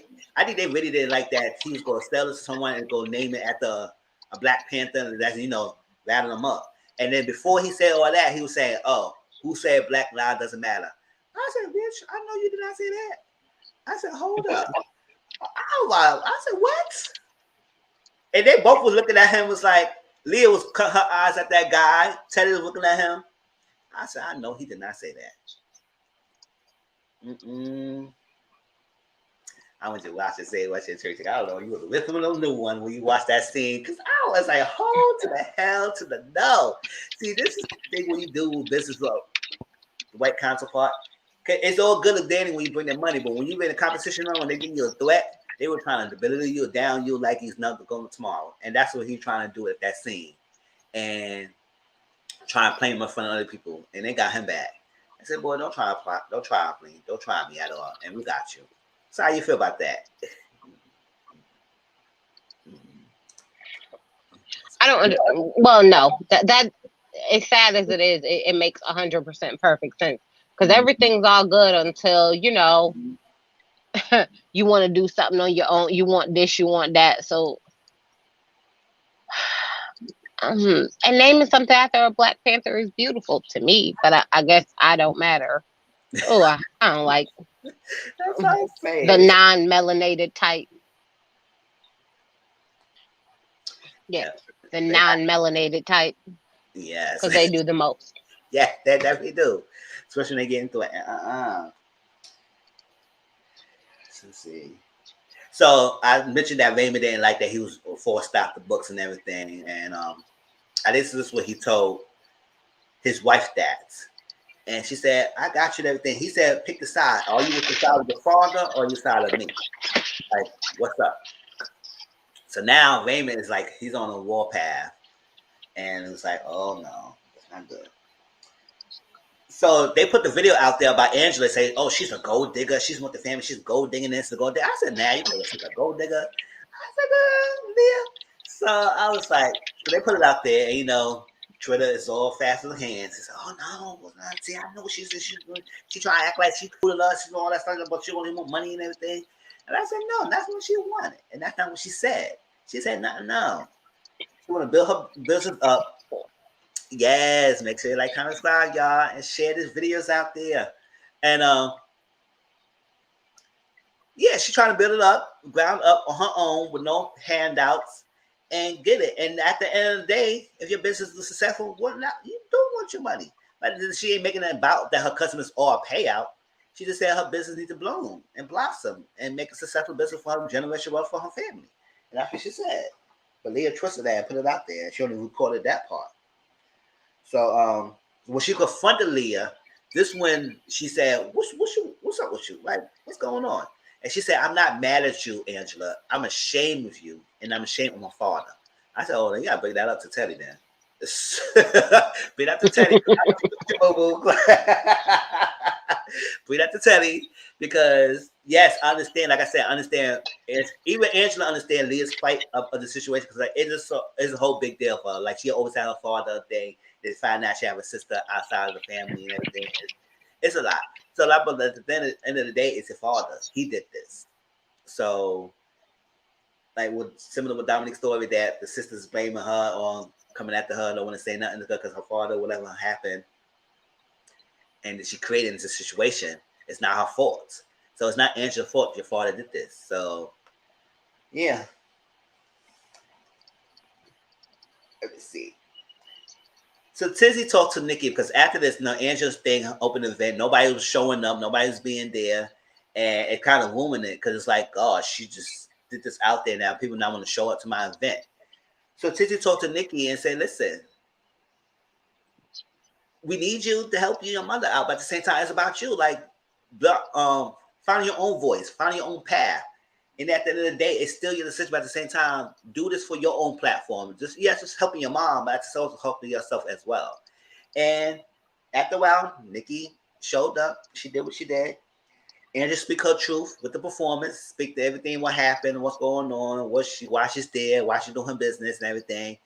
And even Angela's watching, Leah's watching, and she had to watch. It's like she was trying to be there, was stuck up, think of it, like, oh, but then she started softening up and started realizing, we'll see. And then it was a drag performance going on. Some of those drag races. Y'all watch RHOBH Drag Race. A lot of the people y'all probably will recognize them, like Silky was there. A lot of people that I recognized. I said, "Oh, snap! These are the faces I recognize." And they did the drag show and everything. And Nick King came out at the end and said that she want to stand up for all the positivity and the people that believe against bullying and stuff like that. And all that. And then Leah would start smiling and everything. She said, "Oh my God!" She was loving the performance. She was enjoying herself. Even Lauren was enjoying herself. Taylor was watching. I said, "Oh, see, y'all trying to play this good, and y'all having a good time. Y'all dancing and cheering and everything on, all stuff." Almost done, y'all. Leah, Teddy, and the partner. So they told the partner, "Listen, we got you." So, they go use Belmont, that's Raymond State Company, as hostage to use the leverage to get the thing to buy the white partner out. And I think he said, "Oh no, we're gonna buy you out. We're gonna be a competition to you. So you can go ahead and do what you gotta do. But let you know, we're gonna do us and we'll see what's better." I said, "Oh snap." And then that's right then and there, Leah started seeing that her father's hands were shaking. And we found out he got Parkinson's disease and everything. So he told his daughter, because she said, "I see what's going on. Why you not let me know? Like, what's up?" I see that he told her everything. But he said, everything I'm doing right now, nobody gonna stop me until I get what I need, and I need to get it done. And this not gonna stop me. So I'm doing all this in fast pace because of that. And I think she's gonna stand by her father and all this and everything. She is. With Angela and everything else with the deal. Yeah, she's gonna stay by her father. Now she know that her father is sick. and dying and everything. So she's gonna be definitely by her father's side. But at the same time, she still love her husband, Raymond. So she got nice lingerie on, was one in the bath, and called her husband, and he was being very cold in the freaking phone. He said, I'm going somewhere. I'm flying out. Don't worry about it. And hang up the phone on her. I said, oh, no. I know she could be a beast sometimes, but damn, you had to do it like that. I do got a soft off a woman hang up the phone on them just like that. And here come Melissa de Sosa. I need to problem with my sisters that I'm only one of with his last name. Oh, I need to problem with my sister. It's only one with his last name. That's 6 years. Oh, well. I guess because he passed away, I guess she had to lash out to something, lash out to somebody else. But at the same time, it's still not your fault. It's still not your fault. Instead of being bonding with you, she just hating you because you got remnants of her father. That's your father too. So, like I said, I appreciate the other sisters is there for you too. So, I mean, it's a sad story.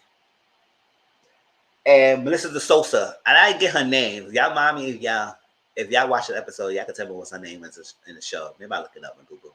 But Melissa de Sosa, she's the ex-wife of Raymond DuPont. I said, oh, what's that backstory coming from? I want to know that backstory. So she's the ex-wife and she's a reporter. So he asked her, listen, I need to find dirt of Teddy DuPont, Teddy Franklin. And because I'm going to use what you get and what dirt you got on him and destroy him. I said, oh, snap. Raymond is secretly going to destroy Leah's father because he don't like that his business being used. And I said, oh, snap. That's not going to go well for Leah. So how you feel what I said so far? Raymond's on a war path and he going to have his ex-wife helping him?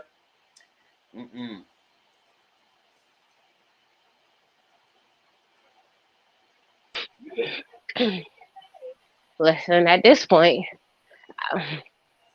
it just feels like when you're working to do anything because of something that's going on, like the dad is, that stuff about to blow up and get a whole lot worse before it get a whole lot better. For real. I would say, chill. We'll see how this goes, go. But see, my next week is going to be even more drama and more stuff going on. So, like I said, that was the end of the episode. That was that. It was good. I enjoyed it. I like the missing pieces. And like I said, the story flowing is really good. So it keep me engaging every week on stuff. So I love it. But that was our kind of people. So if you got anything else about or anything that I missed of this episode, please write it down. Let me know. I'll highlight the comment. We can talk about it. But next, we're going to move on to Beverly Hills Reunion Part 1. So let me get the picture up. Clear this out. So we're going to be big, a little bit big, y'all. Oh, cover on Tracy's face. Not good. I like to write the time down. 1:38. Oh yes, that's how. Yeah, I did miss that. Yes, Nikki's father was writing to Mr. Franklin. So I don't know what he's writing about. Like yeah, that's what I would say too. I said, why he's writing the father? Do you know something? What's going on? Because he saw a clip of his daughter and everything online, and then he wrote Teddy Franklin. So I don't know, is Teddy Franklin the reason why he's on jail or something like that? We need to find out what's going on. See, that's what Lisa Clinton doing in the click. You see, you ready to pop off already? Okay, y'all. So Beverly Hills. Reunion Part 1. So we already know it's 4 parts. And this is a season chart.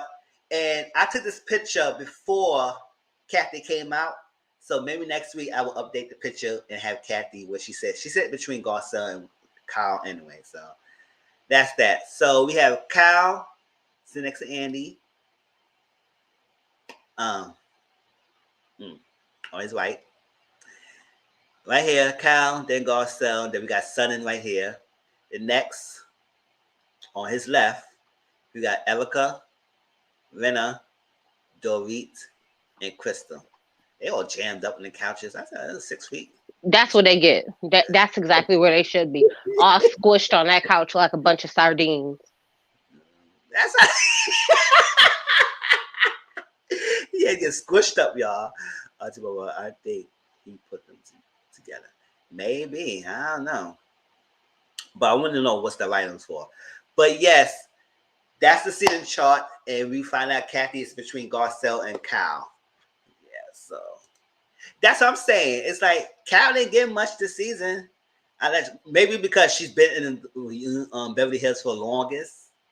So maybe that's what she sit next to Andy. But she ain't getting much.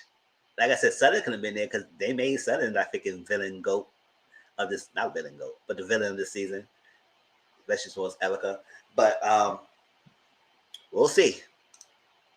Well, yeah, Southern's at the end. And she gave more drama than anybody. Most of it. And I don't think she gave drama. It's just like she was not the one to freaking back down to Erica. And that's what it was. I like that. So, let me get my notes. Beverly Hills.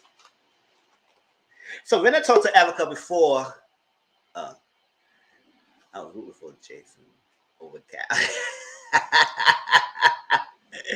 Yes. So, when I talked to Erica before the reunion, and that was 2 weeks before, and said, "Oh yeah, she gonna show up. She not gonna quit her. She ain't gonna let the lady run me off and everything. I gotta say what I gotta say," and that's that. And it's Kathy's backyard. That was a set. So I guess the theme was Kathy's backyard theme. I said, okay, well, I don't know why it was a theme, but I'm gonna still stick with the 80s prom because that's what I mentioned first. So whatever, they used Kathy's backyard set. So Erica, she said she's happy to address the viewers. So she's not running away because she's happy to address the viewers. She looked like that she was caught being cold, and she had no sympathy or empathy of the victims. And she said it's really hard to watch things going back because she didn't like what people were saying to her. I said, girl, you were showing us that's what we're gonna be. Sure, I don't care. And you did sound not sympathetic or empathetic to the victim because you said, what about me? It's really hard for me and stuff.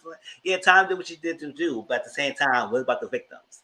And you was all about what about yourself. People will even call you not empathetic or sympathetic or not sympathetic to those cause and being cold and everything. So I can't really say fall for you, girl. And then she also said she was advised to quit the show, but she said, but she been cold for how many seasons? That's what I'm saying. I was like, girl, you been cold, so don't act like this is not. I need to put together another black girl that shows a Garcelle. Yeah, that's what I'm saying. Or somebody could be Garcelle side besides Southern, but she needs somebody else with her. Because Southern had her own battle with Erica and Southern had her back and all stuff. But I think Southern should say more on this thing. But hey, we're gonna get to Southern and Erica level because she's not gonna be quiet. But Erica said she was advised to quit the show, but she said she not quit her, and the lawyer said advise her because she said anything gonna be said and used against you. I said yes, it will, and it's all recorded. So you better speak up, right, and get all the facts so the victims could win more, and the money gotta be there so you can get back the money anyway, girl. So we gotta find out. So, but yes, anything said it's gonna be held against you, and she said she's not a quitter, and she don't think she should be fired because it's not her fault. I said. So how you feel so far what she said up to that point before we move on to the Southern segment? I agree. I don't think she should be fired. Okay, I hear that. Now, they ready to tape it for the next season anyway because they going to continue the court case proceeding in the season. So we need to see more details in dirt. Garcelle has playing them fools like exactly. That. Love it. She made all the fans. Yes. I like Garcelle, yes. Garcelle did that sort of stuff. So she's not a quitter. She don't even fight. And we already know they tape it for the next season right as they speak. Because they want to continue the drama story. So the court, the proceedings. Okay, you remember when Ty came out, he said, Erica, you're not innocent. She knew what was going on. She knew what I was doing. Don't try and play it off. And Tom, they don't care. That's his ex-wife. He spilled all that tea. I said, oh, snap. So they said Southern's a drama queen. They said Southern's a drama queen. I was watching the clip this season because I remember I only watched it starting from the holiday dinner, with Kyle's holiday dinner, and the episode before that, and when they had that little meeting, and then they trying to backpedal beside other than Sutton and Garcelle about what they were saying about Erica. And I didn't see the other part of the episode where she was oh my God, yes, I need the roller, I need this. I said, no, I said it. So it was being very drama queen. And she has a business that Minna was trying to shade that she had no business. And she said, oh, yes, I do have a business. She said, you pointing at me? Yes, she did point at you. It's right there, right across the freaking table. She pointed it right at you. It's right there. You trying to share her business. And she happened to be in her new house. That's basically what the segment was about. And also, it was funny that Cal said she owns. She turned the fireplace on, and I guess it was smoky stuff like that. And she said, "I think it was smoky stuff and everything." And then she had to fix that up before the new buyers in the house. And Sonny said, "I could have paid for it." She said, "I know you would have paid for it and everything, but I was happy you to be there and everything." But they had a little kicky moment about the fire thing. So, how you feel about the Southern segment?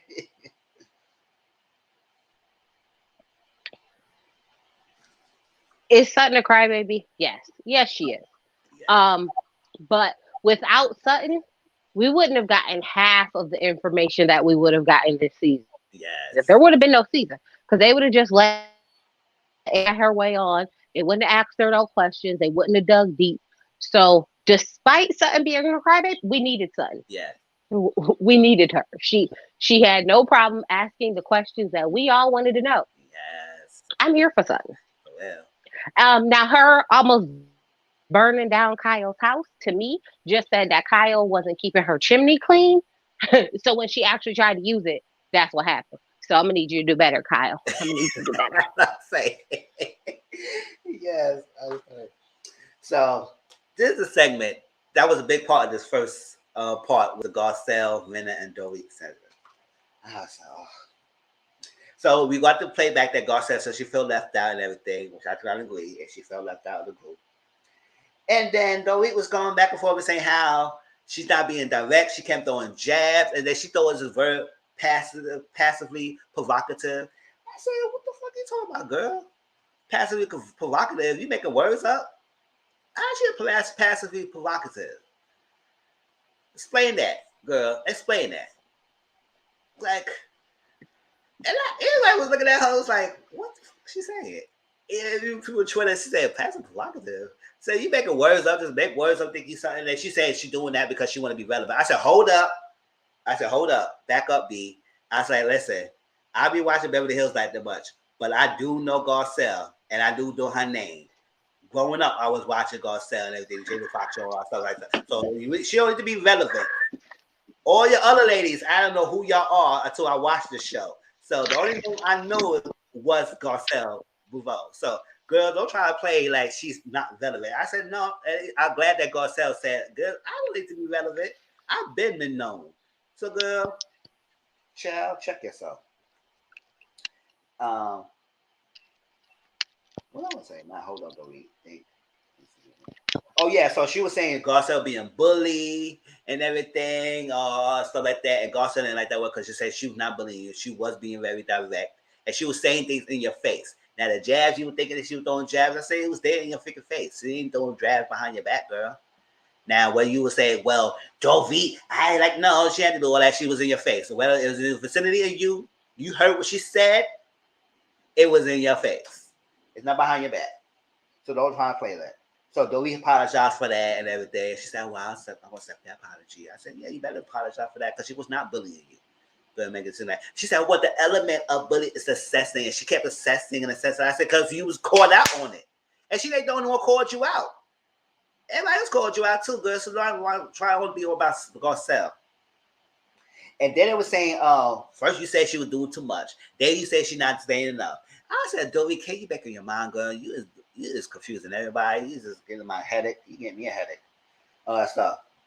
So when Ficky and Dorit were trying to give an example about the Southern thing, because they asked Southern about something like that, and Garcelle about to interject, she said, let me finish, Garcelle. I said, hold up. I got a flashback. I said, which who you going to? I was like, I ain't Garcelle.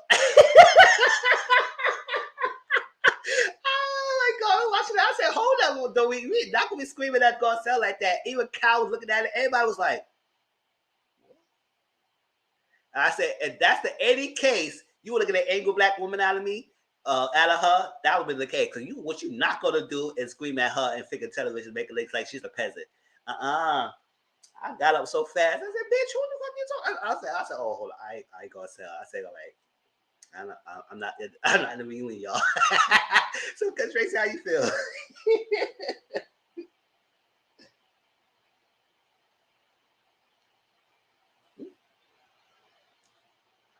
Chad, how you feel? Tracy, how you feel? So Dorit yells at everybody. Because remember, she yelled at Kyle? She yelled at Kyle earlier in the season.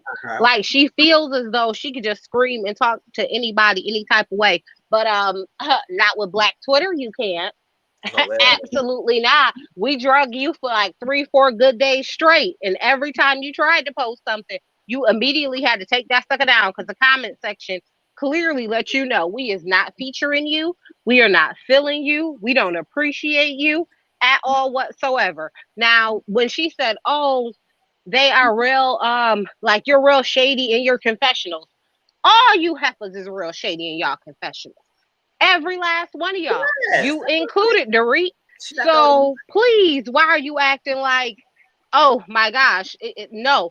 The confessional is the place to be shady. The confessional is the place where the production people ask y'all them questions to get y'all to be shady. Why are you trying to act like this is something new and it's just being done to you? Absolutely not. And I'm gonna tell you who really irked my nerves was that doggone Crystal. I was like, I know this heifer ain't trying to jump on board with these old frowsy no good heifers. Come up, oh yeah, when she when she was taking darts at me too, talking about she doesn't know me, she only knows Rob. But isn't that what you did to Sutton? Didn't you say, oh, I didn't know, nobody knows Sutton? Who knew who Sutton was? Is that not the same thing you did in your confessional? You did the same exact thing, but it's a problem when Garcelle does it, but it's not a problem when you do it. Girl, bye. Let me tell you where you need to get. I'm gonna need her to get. I've only become a person of color over the last 6 months to a year, or I'm only a person of color when I want to go after a white woman. But other than that, I'm real white presenting, real white identifying. And, I want to join the kitty clicking Scissor Sisters over here. And I want to join their tribe and go after Garcelle. I was like, I know you didn't, miss. I was a woman of color just a couple episodes ago. And now you not know. Okay. All right. Okay. Let me tell you who I don't like. You and the heifer next to you and the heifer next to that and the heifer next to that. That whole doggone side of the couch to me needed to get checked thoroughly, royally. And I appreciate Twitter for doing it because it was absolutely hilarious. Yes. But what I will 100% say, I was like, Crystal, I know you are not trying to make it seem as though you were being shaded. Like Garcelle was just shading you out of nowhere, and Garcelle was throwing jabs at you as well. Like, I know you lying. I know you the heck lying. And Dorit, who I have no storyline, no substance, I have nothing better to do, ain't talking about nobody. Because when the woman had came up to you on vacation and was like, and had her cell phone in your face and was like, "Where is my money? Where is my money?" Bravo cut that out for you. So I'm gonna need you and your white privilege to go on about your business because I cannot stand. I can't. You talk too much. All of them told you talk too much. Yes. Every last person on that thing has checked you about you and your mouth and being long-winded. So why is it a problem when Garcelle says it? Yep. They all said it. They all said it. They all talk shady about you in your confessionals for not being able to shut up. But at this point, she could just go ahead and move out of her way and just give PK her diamond. Because at least, I got something out of him. At least he gave something. You give nothing. Nothing, girl. Nothing.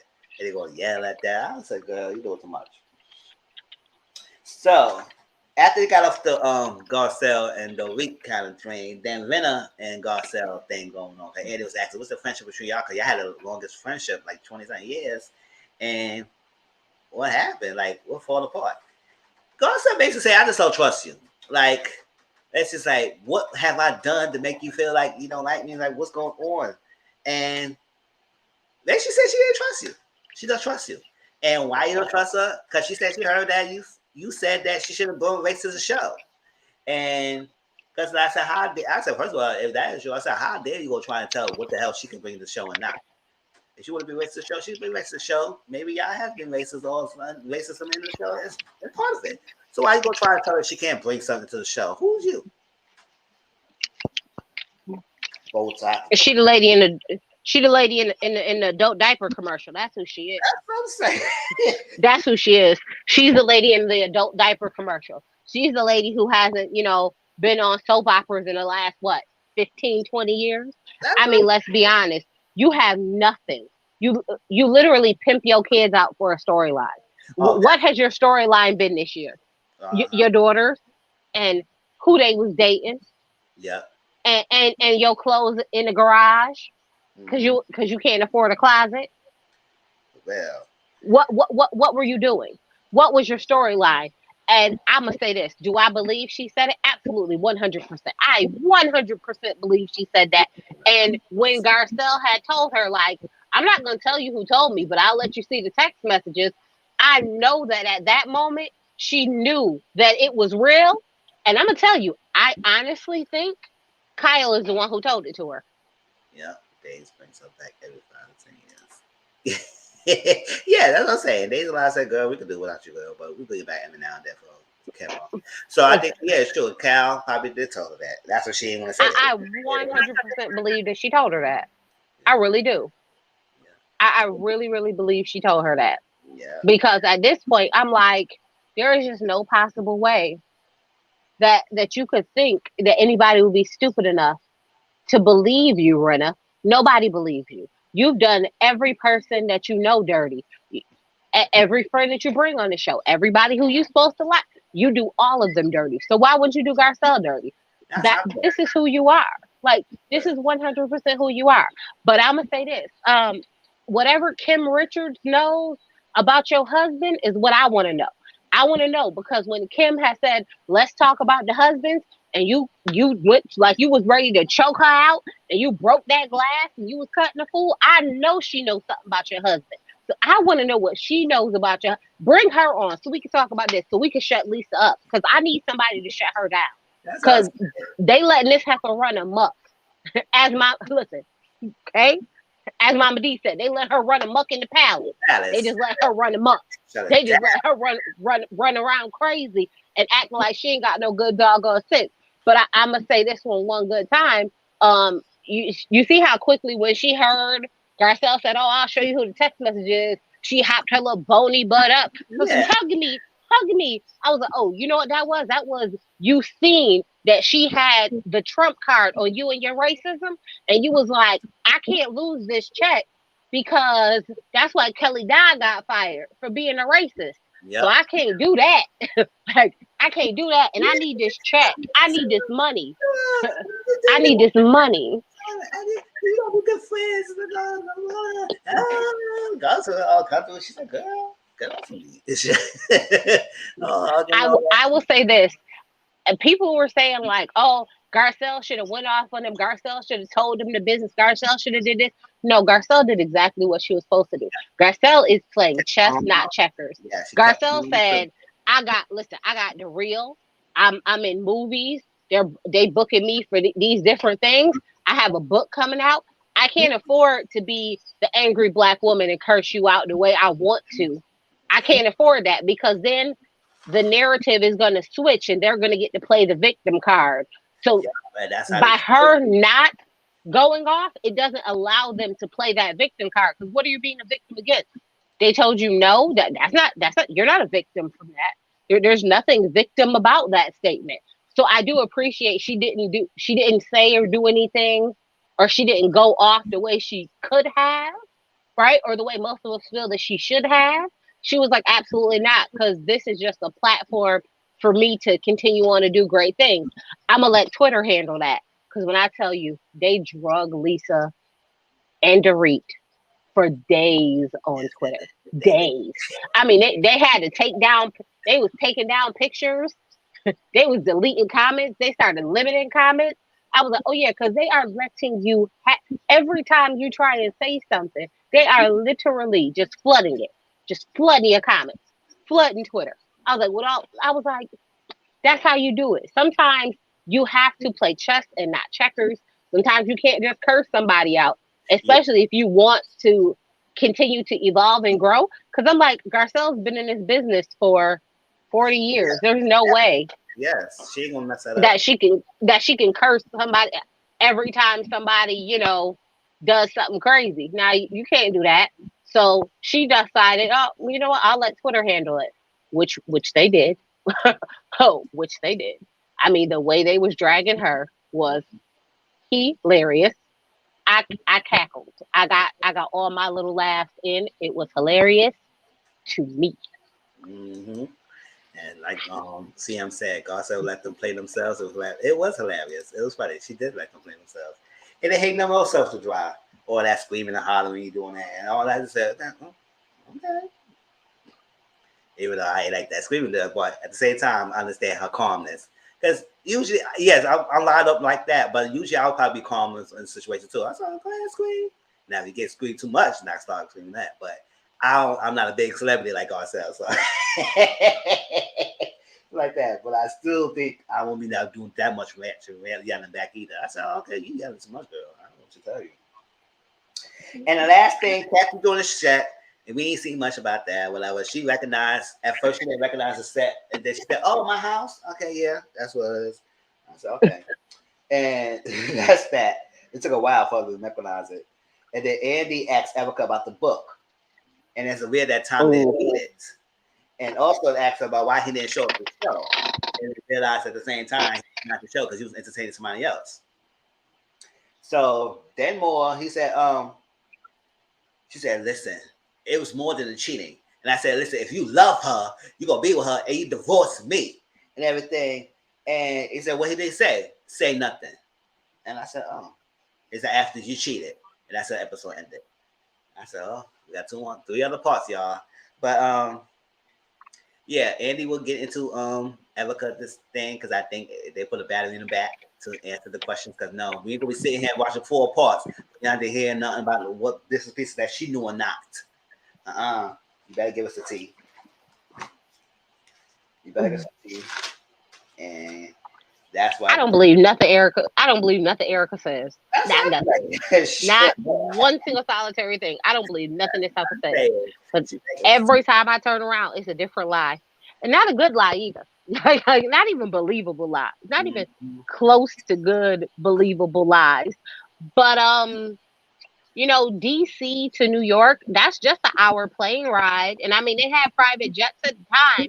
So it's not like, he had to, fly commercial or anything silly like that. I mean, he had the private jet where he could, have just flown to see you, girl.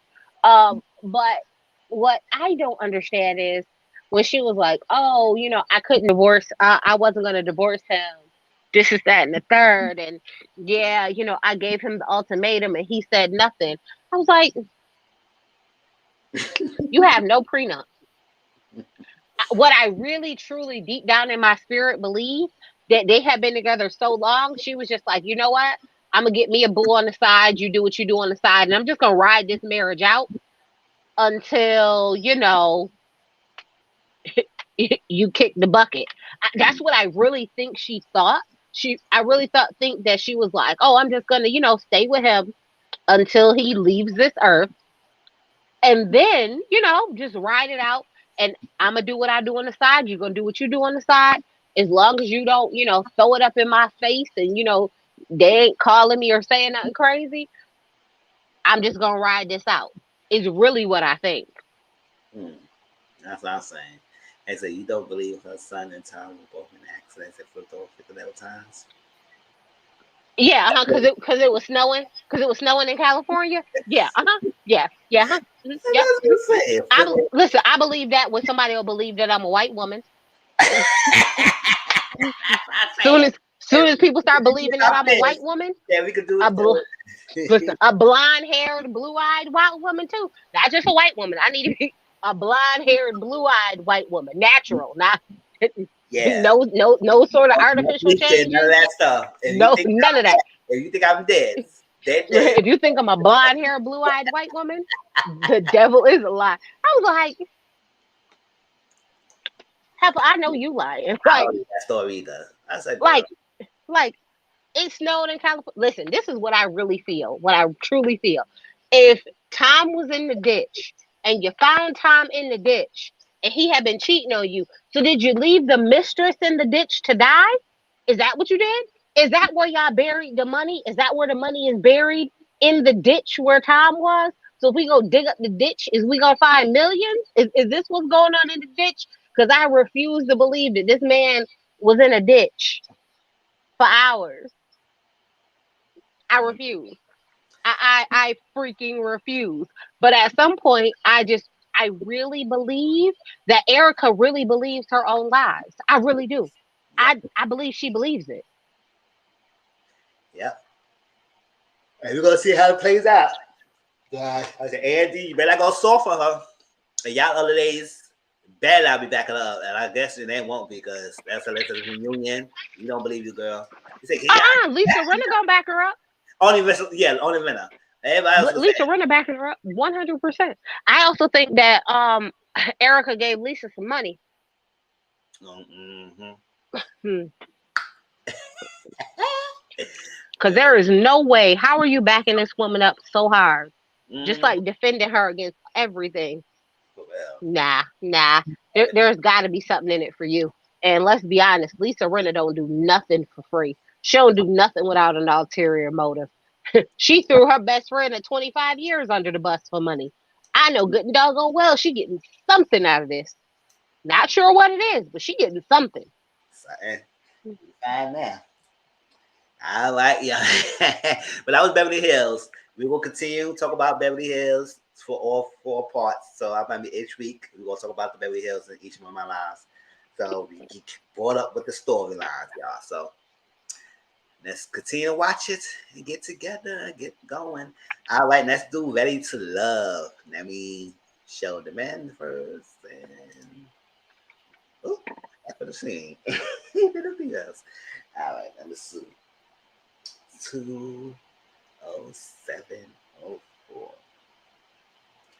So, did y'all see the recent episode? It happened this past Friday. If y'all were watching my Instagram and everything, I was promoting it for the Friday and everything. The pictures on my live, it shows right there, everything. So, it happened this past Friday at 9 o'clock. It was a 2-hour special. You know, the first part, we already saw it. If y'all watch my Instagram, watch along. You already saw it to meet the cast. So, you really got a idea of the pictures of the people, what they look like, and their background story. And at 9 o'clock, they had the first episode. It usually is the meet and greet. And like we always keep saying, they should not eliminate people so early, but they always do it. And we always know it's strategic, because sometimes people that should get eliminated, don't get eliminated due to entertainment and drama factor. Because there ain't no other way he should have got eliminated. And we're going to talk about it. Are we not? Listen, were you surprised that Troy 2.0 made it? No. I was like, listen, they did it last time. He's lasted for a while until they couldn't last anymore. And I said, oh my gosh, they going to do this again. It's like a formula. It's like they have a particular formula. It's like, all right, we're going to get away to the nice guy. We're going to get away to keep the freaking person who's a plain F-boy. And we'll see the drama factor. I said, oh my gosh, can we stop having this formula? But oh well, we still taking 2 into it, because this is going to be a hot mess. When they kept that one, all right, y'all. So Carrington came in, and he said he didn't know he wanted to be married. This is the episode, y'all. He didn't know he wanted to be married. If y'all got the names, let me see. Let me take this comment off, so y'all see who they are. Carrington's right here at the bottom left, right here. And he said he did. Let me see. He didn't know he would be married, but he ready for the dream white picket fence. He ready for that now. I said, okay, yeah, you ready for that, because you always been a nightclub promoter trying to say you was a freaking marketing firm CEO. No, you're not. No, you're not. You is a nightclub promoter, and you can tell me in a different way. That's it. Don't try to play it all like you some fancy ass term when you was a nightclub, you promote. That's what you always try and deem yourself so available. Because you gotta show yourself available, especially with a type of job like that. You don't want to be taken. Because that's all the females, they want to support you. No, you gotta keep yourself available. So no, now he ready for it. So okay. I'm going back and forth between the people. You see, I got some names. So Aisha, y'all know I was riding from my Aisha. You know that they say, Aisha say, "Hey, I'm the best." That's Aisha the bottom left. So I don't know I'm the best. I'm the best and everything. I know I look good and everything, all that stuff. Now, did that wig that she had on? I don't think that was good. But at the same time, I like her attitude, like that little hoodie. She was like, "Yes, I'm Aisha." So that's her, and she's unapologetic. Her like, listen, I'm not gonna apologize for being who I am. So if you're gonna take it or leave it. And you remember she was the one who got married for a long 11 years, and then that guy cheated, and she had to just accept her and take care of her and her kids, and she left the guy. That's Aisha. And yeah, she's a hair salon owner. Y'all know that. I said hair salon owner. Yeah, what was it like that? I was like, girl, a lot of these wigs were looking effed up this season, this episode. I said, girl, what the hell y'all doing? All right, so we got Sabrina right here. Sabrina's the top right here, right next to Shiloh. Sabrina was born in Korea. She had this big Korea tattoo in the back, the symbol of the flag symbol and everything. And then Tyrone, he said, "Oh yeah, I became a man when I joined the military, and I was in Korea, and I served in Korea for a little while." And he started singing a song. I said, "Ooh, ooh," and he sung the song in Korean. And she said, "Oh, I don't know that song. I don't know that song. I don't know what to tell you. I don't know that song." And she was born in Korea. She didn't say she was all virtue significant Korean thing. She might have moved out. She didn't say she versing the damn songs down. She just said she was born in Korea. But then again, you got the big old tattoo of Korea, so people gonna think you proud of that. But I not even know every song and everything. But when he saw the song in Korean, she was like, I don't know the song. I don't know that song. That had me falling. So Tyrone, y'all. Oh yeah, right there. Yes, he's in the middle, bottom middle person right there. Tyrone said, "Oh yeah," he said he sung the song thing. Water.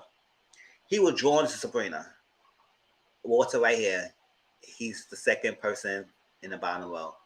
He was drawn to Sabrina. Sabrina is drawn to Water. They had this instant connection with each other, and it was something I said, all right. I'll say we'll see how that goes. But they had an instant connection with each other. So Naeem, y'all remember Naeem, right? Right here, the bottom right person, the one who said he don't like female with no beat face, and he like the natural, all that stuff. That's what it said. So he came in a figure show and said that, oh, he liked the voluptuous woman. So he said he was interested to see it. And he said if he don't interested in the smile first, then he looked at the behind. So I guess the behind caught his attention. Even though she got a big face with a weave on, but you just ignore that and just put the behind. So I said, oh, you explaining our faces. You peeped that too? You noticed that too? Yeah, you playing our faces like you were so all about the natural and everything. Like Courtney had the natural afro or so like that. But I think that was natural. Maybe that probably was. But she had a big face of weave on. So I said, you gotta get with the program because you will eliminate yourself in the beginning. Because half of the ladies have freaking weave, freaking big face on. So I don't know what you're gonna try to play in a game like that. But he somehow like it to see her. So Tasia, she said she's from Chicago. She never been married or have any children or like that. So I guess she's ready for one and stuff. So she was talking to a couple of men. Oh, did I show Tasia? I'm saying her name, but I don't even know who she is. Right here. This is Tasia, right next to Aisha, in the second person in the bottom row. Yeah, she's from Chicago. She never been married. She never had any children and all that stuff. So she's ready. And remember, she's the one who said she want the medium ugly guy because she can feel like she's the prize and she's good. So I guess whoever she go decide to pick at the end or whatever, and she's might decide to make it is medium ugly to her. All right, so that's Asia. So Kerry said, this is Kerry. She's right next to the bottom middle person. Kerry said she's like Frank. Because she said when Frank came in, because Frank does have like a little, nice little raspy deep voice and everything. But she said, oh, he could talk the freaking panties off a woman. I said, I don't think he go that far, but yeah, see, they had a nice voice. Frank does sound really good. He does sound really good. That's not nice. He does have a nice voice. I said, all right, Frank. He had that big Kool-Aid smile when he was talking to the females. I said, he's cheesing all day episode. I said, with that beard on. And I said, okay. But I said, girl, calm down. It's the first day. He be talking to Joel. So I was, yeah, get to know the guy. He said, I was enjoying the fake in his voice. He talked to Betty. So I said, okay, Carrie. All right. So after that, Corey. Child. Corey, y'all. Corey, Troy 2.0. Troy 2.0 came in. Corey, y'all remember the one, the 666, the devil type of person? We said he got a one from that person. Yes, the copy and paste method that he was using. And he did the same thing in his daily thing. It was all real life. He said y'all remember him? He said he copy and pasted his responses to every female. How you doing, beautiful? You want to go on a date? Paste. Whoever freaking bite the bus, that's who you go on a date with. And then he said he doesn't fast date. Then when we go on a second date, he's gonna go past the second date because they realized he's a freaking douchebag. That's what happened. And then he said he was 6 feet tall, 6-pack, and 6 figures, the triple sixes, the devil. Oh no, we don't have that. So right off the back, let me see, actual date. He talked to Courtney first. You remember Courtney right there, the bottom right person. He talked to Courtney first, and he said, "What's up, what's going on?" I said, "Listen, I'm free Thursday, Friday, Saturday. Can you pick a day you want to go date with me?" I said, "What the hell?" And notice he talked to like 5 or 6 other ladies with the same memo. He said, "Listen, I'm free Tuesday, Friday, Saturday. I'm free Monday, Wednesday, Friday. I'm free this day. Pick the day, and let's get it. Let me get your number." And I said, "Oh my gosh, Corey." And I said, "He was going to the females." I said, "Child, what you think about Corey, Tracy?" That was funny. That freaking. You mean Troy 2.0? Yeah, because his name is Troy 2.0. Yeah, he's terrible, and he deserved to be sent home. Well, definitely, he definitely deserved. So, this was Tommy. At that time, everyone's making and talking. This was Tommy came out. You know, Tommy said, "Oh yeah, what's going on, heavy? Hey, Tommy!" You know, everybody doing that antics or stuff. And he said, "Oh, tonight we got 20 beautiful people in the front of DC and all that stuff." And he do his normal thing. You know, Tommy got to say talk thing. And he said, "Tonight, 2 people are going home." Cause you remember last year he eliminated 2 guys. So I was like, first, now this time it's gonna be 1 guy and 1 female, but he didn't say it was gonna be 1 guy and 1 female. He said 2 people going home. So I said, all right. So he said, yeah, mix and mingle, get to know each other and everything because 2 people going home. So that's why everybody started in a gear drive. So Tissy started talking to Carrington, and y'all know Carrington, right? Oh, I showed him already. Carrington right there in the bottom left. And she was asking questions. She said, "What's up? You're not in the shoot anymore? Are you in a relationship or whatever? What's going on?" She was asking questions, but she was asking different questions the same way. And he was in the title. I said, "Well, you're part of the show, so you got to ask questions and everything." And she asked you questions, answer it. But he said he kept going. She kept going, answer questions. But I know Tissia was doing that. She was asking a lot of people questions, but people were asking us questions. But that's that. But she asked some questions, so he was getting annoyed by that. That's all. In the dating show, you gotta ask people asking a bunch of questions. So you know, won't show if you don't go get annoyed people asking questions. But then again, she was asking the same questions over and over. But at the same time, hey, sometimes ask the same question over and see if you go answer the same questions the right way, the same way. If you keep taking your answers, then we're gonna see you lying. But but isn't it weird that she didn't let nobody like? It was like she was trying to ask so many questions where she didn't want nobody to ask her questions. Yes, is what it was feeling like. I was like, girl, where's your response? I'm not. What's going on with you? You're not gonna tell us nothing about nothing? Okay. Yeah, that's what I'm saying. And mind you, remember she said she got all X's in her speed dial and they're all greats for her. So I said, I don't know what you're doing because right now you ain't showing us that you like great one. You don't know nothing about you yet. But we'll see how that goes.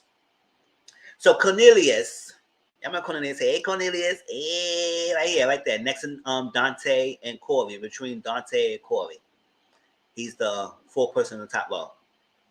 And he was talking to Camille. Yeah, remember Camille? Remember Camille would say she was the Black Widow, and she was in 3 engagement, and then she get people all hot about it and being in a relationship, and then she just dropped them in the dust. She said, "Oh, I'm playing. My bad. I'm moving to the next person." That's Camille, the teacher. Right here. She's the fourth person in the bottom row. And so they clicked real well because they was asking her questions and everything.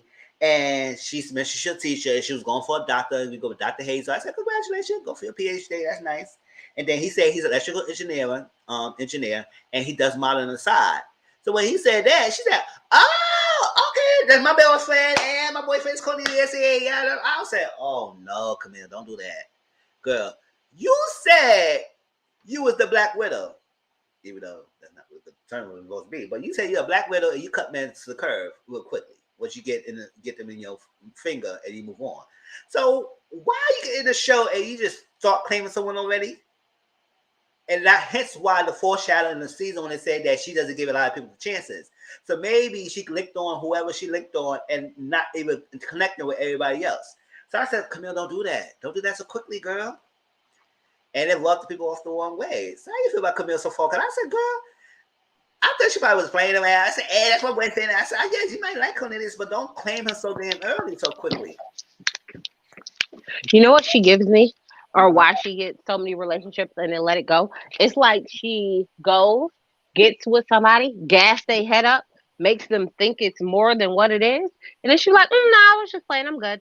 Like it's Yeah. a game to her or something. I was like, girl, that was real quick for you to be like, "That's my boo." I was like, okay, well, okay. Yes. So I was like, "Okay, Camille." And she said that later on. The girls, even Tommy was like, "Okay, girl, all right, they're like that already." So when he was trying to talk to other people, she said, "Oh, don't be doing that much. Don't be doing too much. All right, I'm watching it." And then he was like, "Oh, we got CSC, got a CSC." She said, "My name starts with a K." I said, "What the bigger role eyes for?" Most people who saw your name would thought it was a C. Nobody think Camille was a K. Unless you tell them. So what the bigger role of eyes for? Y'all see that little eye? Like, my name starts with a K. I said, "Girl, you better stop wanting your neck so damn hard." What was eyes for? Because he thought it was a C. You ain't No, say your but she definitely gives me the I I gas men up. I get yeah. them started. I make them feel like it's all these great things, and then I go and be like, nah, I was just I'm just playing. Mm-hmm. I'm just I wasn't really that into you. She definitely gives me the whole what was her name? Was her name Alexia? Was her name Alex Alexia? The little short brown skin girl from not last season but the season before Uh-huh. who was oh my gosh. She gives me her where she like play the field and like makes everybody think that she's all into them all the time and that's all that she wants. And she really dating like 4 or 5 people at a time. Oh, what was her name? She gives me that vibe. Oh yeah. Damn, what's her name? You know what I'm talking I about? think I know what you're talking about. Yeah, I remember. Yeah. They gonna cut. I don't know one name, but I do. I know. Cause she was in like a love triangle. Yes. Oh, let me see. Is Adriana? No, it wasn't that because she was two people. What was it? Joy? Yeah. No, it wasn't Joy. It wasn't Joy. Because Joy left because Yeah, she something left. happened with her family. So Joy left. What was that girl name? It's gonna come to me later. But she literally was because she was dating and then came to the reunion and was still trying to like low key get back with the other guy. And I was like, okay, girl, you're doing a lot. Um, I can't think of her name. It's gonna come to me. Yes, I get it right now. So Libba, remember Libba? Libba is in the top row, the middle person on the top row. She said she got married young, 19 years old. Yeah, she was one of those people who got married really young. 19 years old, and she realized that's not for her. I said, 19, girl, what the hell? You try to get out of, you just got out of high school and going to college. What the hell you get married at 19 years old for? That's trying to find yourself. You shouldn't find yourself to find yourself. That's too early. So I asked her. So I said, yeah, Libba hair was not good at either. I said, Libba, what you did with the hair that thing, girl? So Lamont, So you remember Lamont? Lamont was the Lamont right there, and he does spoken word on the side. And I remember he said he's a deputy. No, that's Dante. He did something. I forgot what his thing was, but Lamar said he's been single for 7 years. The reason why he was single 7 years because it was him. It was him. He was the reason because remember he was the one who married young as well, and he was blamed. I guess because of that happened, he was not giving other females chances who was good matches for him because he was overlooking them because he got hurt so young. So that's why she should get married so quickly. And then he was talking to Aisha, right? And then when he was talking to her, you know, my girl right here, Aisha in the bottom right, bottom left, and then he walked on a spoken word. I said, oh. I said, you just busted out like that? She asked you to speak to her for like that. You just busted out. He said, yeah, I just spoke a word. He said, you know what, both of them about it. He didn't say that, but he just went out with a spoken word. And she was like, if I'm trying to speak by truth, you just broke out a spoken word. That's like a little iffy to me. So, but he was a nice guy. But at the same time, did you looking at his stance? I said, why are you standing like that? He was standing so weird and funny when he was standing with the females. One time he was watching like this. It's time he was like this. I said, oh, Lamar, you gotta have a great stance. Like, what was that for? He's very awkward. Yes, he was. So, Shiloh, right? Shiloh was the fourth person in the top row next to Libba and Sabrina, between those two. She said she had intimacy coach and she helped others get close to she helped others get close to others in the intimacy way or whatever, connect with other people. But then again, when we saw her background story, she was basically saying that her parents was married and everything, they got split up and everything, and it caused her to have abandonment issues. So who she was talking to at the time? Do you know who she was talking to at the time? And was saying, oh, so how you cope with that? And she said she getting through that and everything and working on herself. I said, oh, intimacy coach have intimate issues. I said, hope you get that good. Are you ready for the show? Yeah. No. That's she not. That's what I'm saying. I didn't get that. I said, Shawty, you got intimate issues and intimacy coach, how that works. Hope you got. Can you tell me what an intimacy coach is? I didn't understand. I was like, what? So what do you do exactly? That's what I'm saying. She just said she helped other people connect with other people in a way to in love relationships, and that's what her definitions. But I was like, I never heard of intimacy coach. I heard of sexologist. I heard it like that. So maybe she was doing a way that help people in the bedroom. That's what I thought that was. But yeah, maybe. I guess people try to. I guess if she's let it further going on this process, and somebody really asks her, "What's an intimacy coach, please?" And Tracy was it? It's Mario, Tandy, and Riva. Mario, Tandy. No, not Mario, Tandy. No, not Mario, Tandy, and Reba. That was the other one. That was it was the season. What? Not the season. Right? Oh my gosh. Yeah. What was? Oh my gosh. It was the real bright skinned chick. The guy he used to play football. The season before that, he used to play football. Oh my gosh. You know what? I'm gonna look it up. I'm gonna find it. What was it? So Walter. Oh yeah, so remember Walter, right? Walter, y'all remember the Walter with the sad story that he said he was a reformed thug and then he was with his wife for his wife's dad passed away for 9 years and he got married for a year and a half. And the last year and a half they were trying to have a baby and everything. So they found out they got a cyst in the ovaries and it was like as hard as a grapefruit. They did a surgery and she died a week later after that. You know, remember that? And so he said that. And they said he was wilding out. He basically was wilding out since his wife's death. So I said, you 40-something years old now, and you died in 2003. So me and Auntie Mama were saying that what happened when we was doing all these years in between that time your wife died now? Because there's a lot of years. Were you dating? Were you doing nothing? But he basically said he was wilding out. So I guess he said he dated here and there.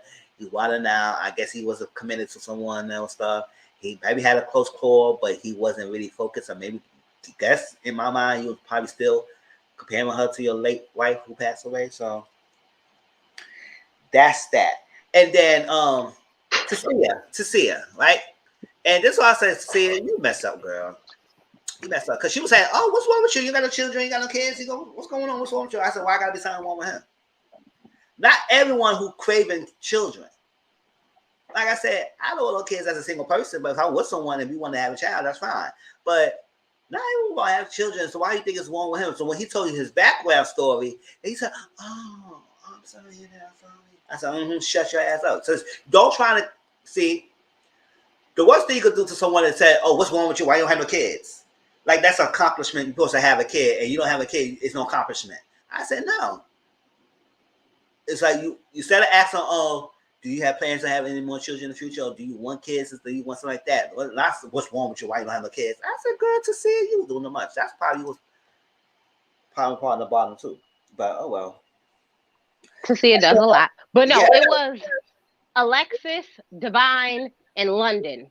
It was that little throuple. So Oh, she reminds me of Alexis, the one where it was I was gassing him up, gassing the other one up, gassing all the men up, thinking that I wanted them all and making all of them really like me or question their relationship, and yeah. then come to find out, So her, that's what it reminds me of. Okay. I think that's the season I probably didn't see. I saw it started from the third season. Yeah. Let me see. Okay, what's next? So Lamont. Oh, I said he spoke about Aisha. Sabrina was talking to Phil, right? Sabrina was talking to Phil. This is Sabrina. You remember the top right there, and she was talking to Phil.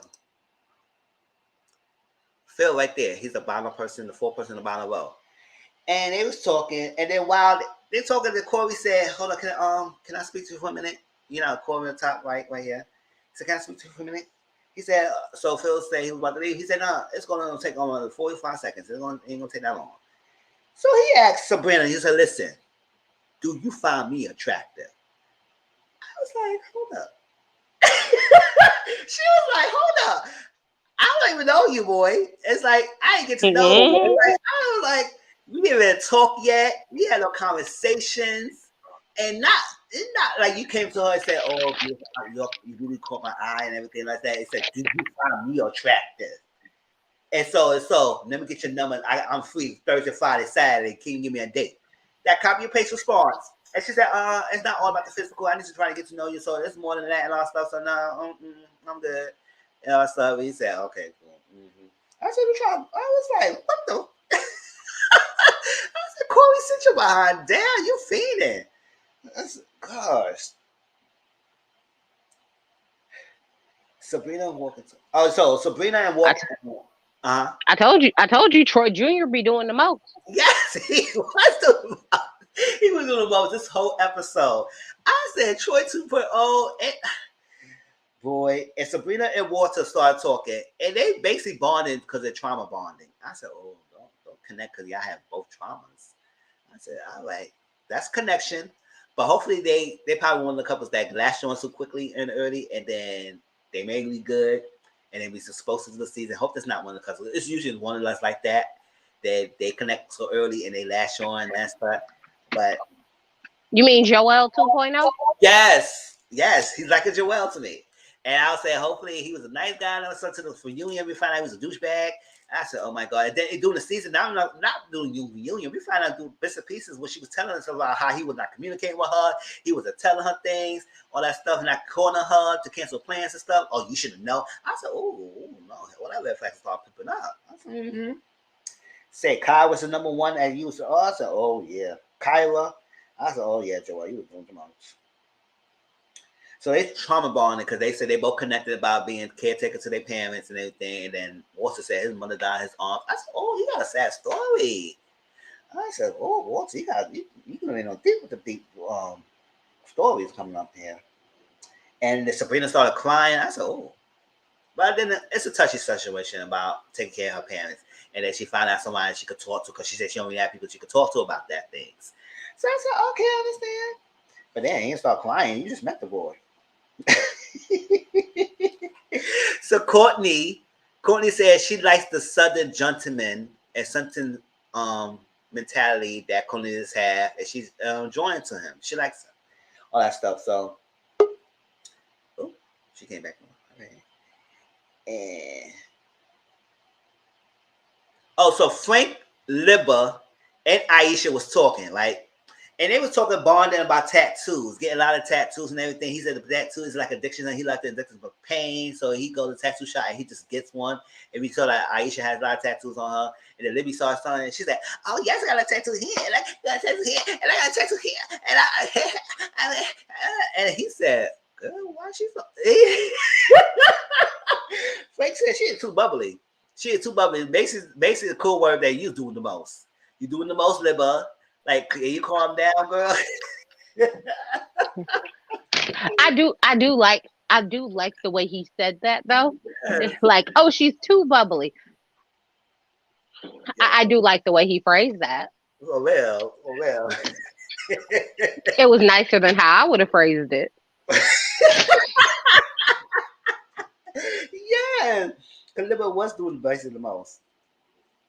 So Naeem said the reason why a lot of his relationships didn't work out well because he said he tired of going home, being an empty house. I said because he got that house standards, Mr. Picky. That's what he was tired of being home for, and it's because it was him. It was what's him? He's the bottom right here, because it was him.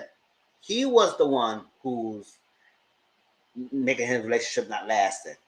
He was the reason. I'm glad you realized the realization. We'll see how you was here because you playing a lot of faces. So this was like close to the end of the thing, y'all. So a lot of ladies saw comparing notes and everything, and they started sitting down. And Corey was sitting down, sitting down in a chair, and they was like, "Hold up!" So they got to Corey. They was like, "Hold up! Did he say this to you? He asked me the number for the date and everything." And I said, first of all, why y'all giving his number, y'all number so quickly? I said, men collect numbers, collect numbers. And that's a part of what's Tissy problem too. In the end, I'll get to that point. They collect numbers. The numbers is only a number, and let's add some values to it. It is that they collection numbers. So call the numbers, but then he was asking everybody for a date, just like Troy was kissing people and taking them out on trips and like, so can I take you on a trip? He was on that same memo last year. That's copy and paste response, and all they said, hold up. He actually listen. Oh, you got a date on Wednesday? Oh, you missed Sunday, you missed Monday, you Tuesday, you was on Wednesday. Oh, hell no. They all got up and stopped walking away. And that's when Corey realized he messed up. He said, oh, it's not the playbook, it's not the same. It ain't working out. I said, yes, it's not working in the reality. Because now your freaking antics is dumb. That's what it was. So Tommy was asking people who they like and everything. So one down, Phil said he liked Sabrina. Camille said Cornelius. Oh, so no, Phil said he liked Sabrina and Camille. Cornelius said he liked Courtney and Camille. Dante said he mentioned about 5 freaking females. And we really see Dante that much. He was talking to, I think, who he was talking to? You know who he talking to? I think Shiloh somebody. Or Tissy. One of those two people he was talking to a lot. And he said, oh, he connected because Shiloh. He was talking to Shiloh. Okay, connected. Oh, he listens to me and everything. Because they were talking about being Trinidadian, right? Yes. And that's it. And he picked out. She said, oh, I like that. He listens. He understands. So I said, So he mentioned that, oh, I like this. I like this. I like this. I said, oh, Dante, you mentioned like half of the cast. I said, calm down. You just like freaking Corey who freaking get all these numbers and answer the date, and now you laugh for half of the cast. I said, you better calm down, boy. And so even Tommy said, damn, you just like half the cast. Like, can you relax? So Lamont do not like Tissia. Walter said that he didn't like Carrie. Aisha said she liked Frank. Zadia. She like, oh yeah, Zadia and Naeem was talking to her a couple of times and she found him attractive and all stuff. Drawn to him. I said, oh, I don't know why. So Zadia was Naeem and Water. Sabrina liked Water. Camille said Cornelius. And she said, oh, that's my boyfriend. And he was like, girl. And he was like, why are you ready to claim with somebody so ready? Like, girl, you just started this thing. So even Tommy would say, girl, you claiming somebody already? So Courtney said she did not like Courtney did not like Lamont. Zadia did not like Tyrone. And many said Corey. So when it came to elimination, the bottom 2 guys were Lamont and Corey, and the bottom 2 females or ladies were Libba and Tissia. And Libba said, oh, I made a connection, really? Right? And here go Tissia. She was in there fuming. Tissia was sitting there fuming that she was in the bottom too. I said, I don't know why.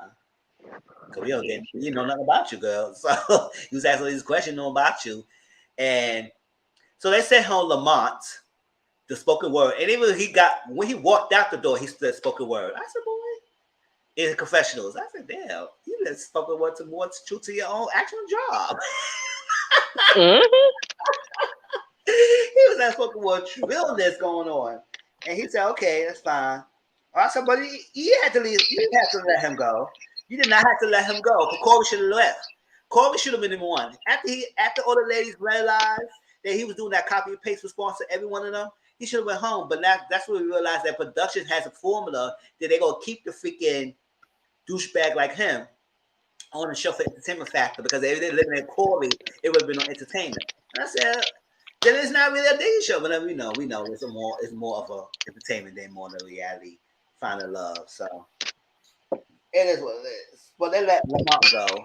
And I said, Lamont looks like a nice guy. He looked like he's go whatever.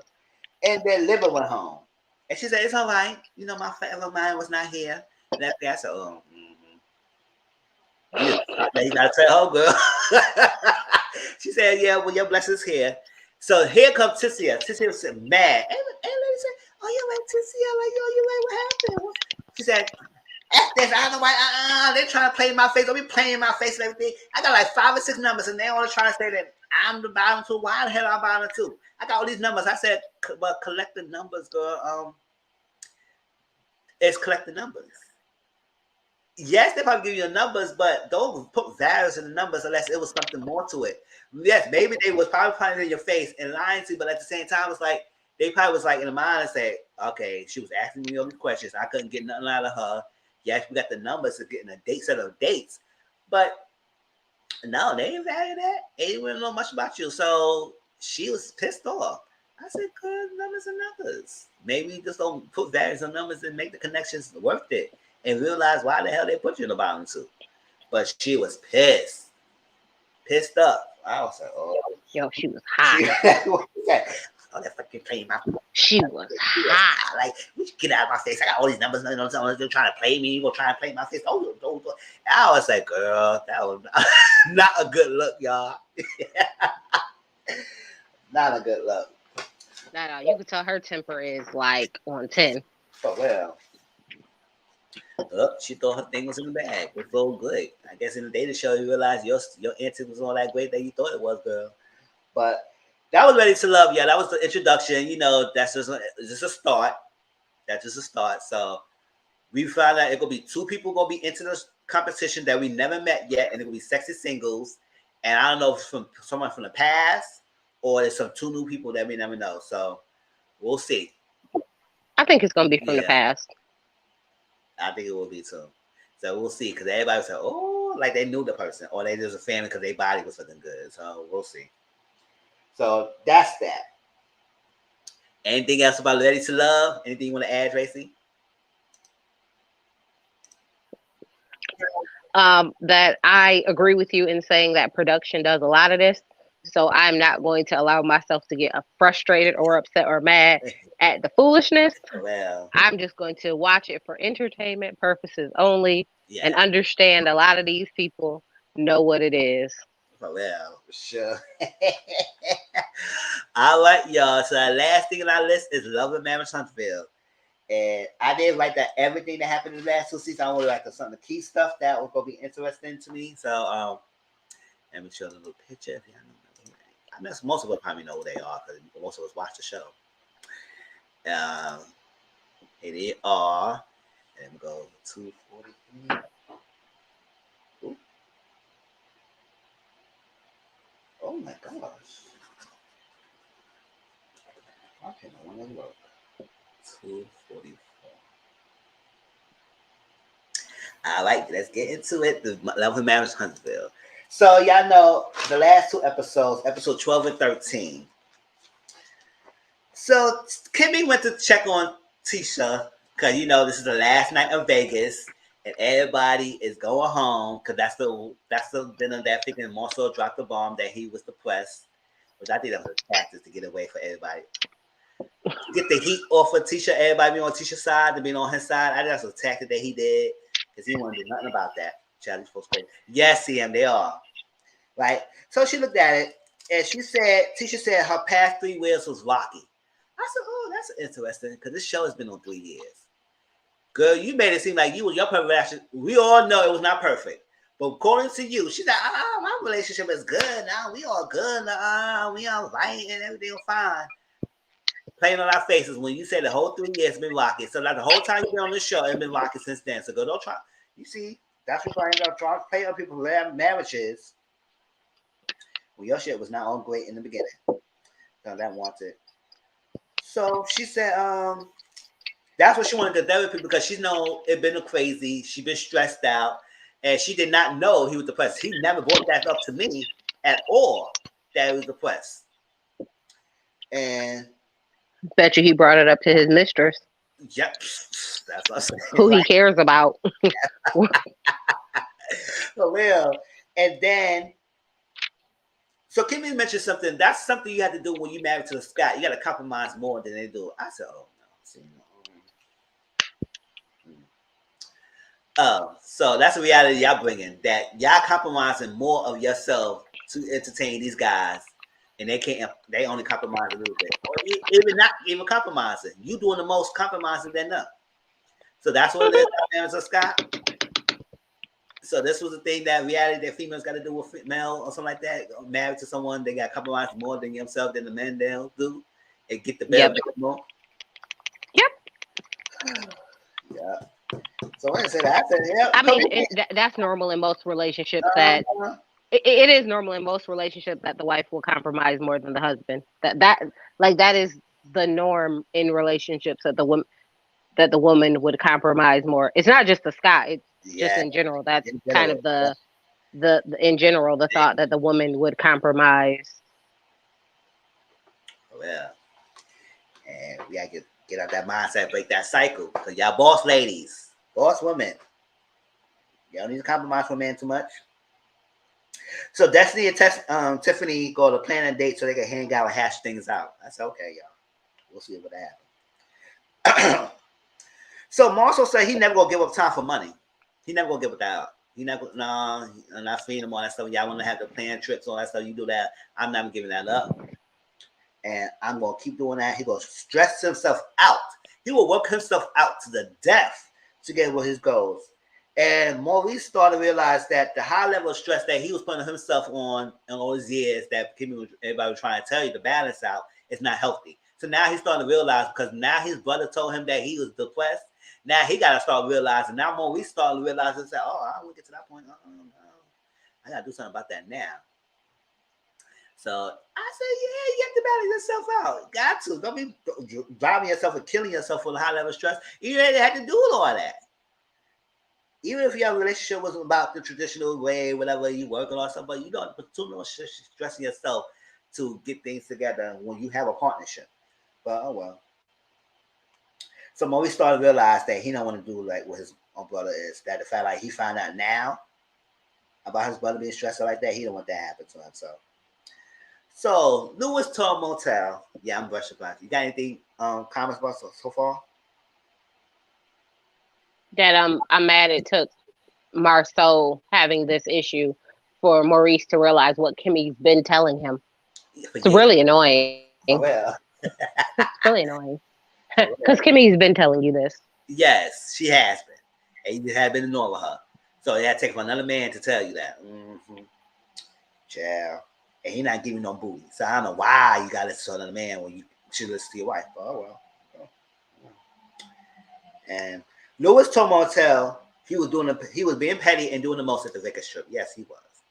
Yes, Melanie and Martel was going tit for tat for him, man. But Martel was bringing up the most heat to Melanie. I said, "Oh, boy, calm down. He want nobody to be happy because he's miserable. Doing the most." And Martel said he's bothered by babysitters and he want full custody. And Lewis said, "You better approach it with the right approach. Because usually you come out hot and bothered and try to antagonize Melanie and it won't go in your favor." So full custody of the kids because she had babysitters. She's doing too much. I said she's a single working mother. Got 4 children. So she's not always going to be there. She's going to have babysitters who she'll trust. And most people who have money, who's business people oriented, is in everyday life, have babysitters and nannies and stuff like that. Even with 2-parent household, they still have nannies and babysitters. So what's you doing? It was no problem when y'all was both power couple, when y'all was doing stuff. Y'all know all the time. Y'all was always at the house all the time. Y'all was doing these events and stuff together. Now it's all of a sudden when you broke and don't have no credit, you get poor credit. Now you go home most of the time. Now you want full custody. I remember Iana Fix My Life tell Laura Gavant this before. She was saying, Govan. I said Govan. What the hell I'm saying? Laura Gavant. I said, if he want full custody, let him. She said, why I let him? She said, nah, because it's not about the kids. It's about hurting you. So let him. You putting all this due stress to him. If he want the full custody, let him. Watch the custody. Watch how fast he folds. Maybe he folds and maybe he not folds. But usually they're doing that because they want to hurt you and fight you. So it's about the fight and not about the kids. So let him. Let him. Watch how fast he probably call your phone. He said, come to kids. I gotta do something. I said, you want full custody? You better act like you're a single parent mother. Sure, take care of the kids. Sure. What's your thought about that? Martell broke and want child support. Yes. That's it. Basically, I said, you want full custody because you want her to pay because you know she got the money. I said, child. Yeah, Martell broke and want child support. Like that is 100%. I want child support. That screaming, I want child support. Pay me for my pain. Give me the money. That's what that's screaming. That's screaming because I was like, when he was like, oh well, you have to get babysitters. I can watch the kids. I'm like, so you ain't got no job? Is that why you can watch the kids? Because you ain't got no job? Because if not, then wouldn't you be doing the same thing she's doing? Basically. Getting a babysitter to watch the kids because you at work? No, not that. Okay, because it's really screaming like you ain't got no job, Tommy. It's 100% giving you ain't got no job. And the more that the show keeps going on, the more I realize he ain't got no job. Yeah, he said, well, send home, wait, he said home, being like total. Mm-hmm. Yeah, like oh, you broke. You ain't got no job. Okay, all right. You want child support? That's what that is. Like, and she's not giving it to them. I'm glad that Melody clocked them and checked them on. I said, boy, file a petition. You want to play this game? Let's play that game. I'll probably file it for you. You ain't having that. It's like that. You better stick with the plan y'all have now. Kimmy and Maurice and Tisha Marceau have a dinner. And Marceau never told Tisha that he was suppressed and everything. And he's not doing anything about it. Doesn't even pay attention. He doesn't. So you better sit there and act pretty, prompt and pretty. Sure. Because she ain't forcing you. You have joint custody as right now. So you better stop playing. And even though when the kids on your care, she paying for the haircuts and all that stuff like that. So, play by. He said he's not going to do anything about his depression or being depressed. And I said, oh. And he said it's the project. He got this one-year project, and I don't know if the project is one of the cause of being depressed and others to be depression and all that stuff and being sad. But I gotta see if after the project finished, I don't know if it's tied to that or if actually I am depressed. So is it depression or is it stress? It seems like you're being stressed. That's what it is, and you being unhappy because you're so stressed out. But who fault is that? You don't want to put all that burden to yourself. So it's the project. And she said, lies. What should happen? That is 100% lies. He's stressed. He's stressed because he can't talk to his mistress, okay?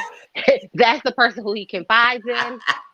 And also, he has to make sure on national TV, he don't make it seem like he's really that interested in really being with his wife. Because he told her, I'm just staying with her for the kids. Oh, yeah. So, he really plays his act well on TV so that, his business don't get out in the street like Martell's did.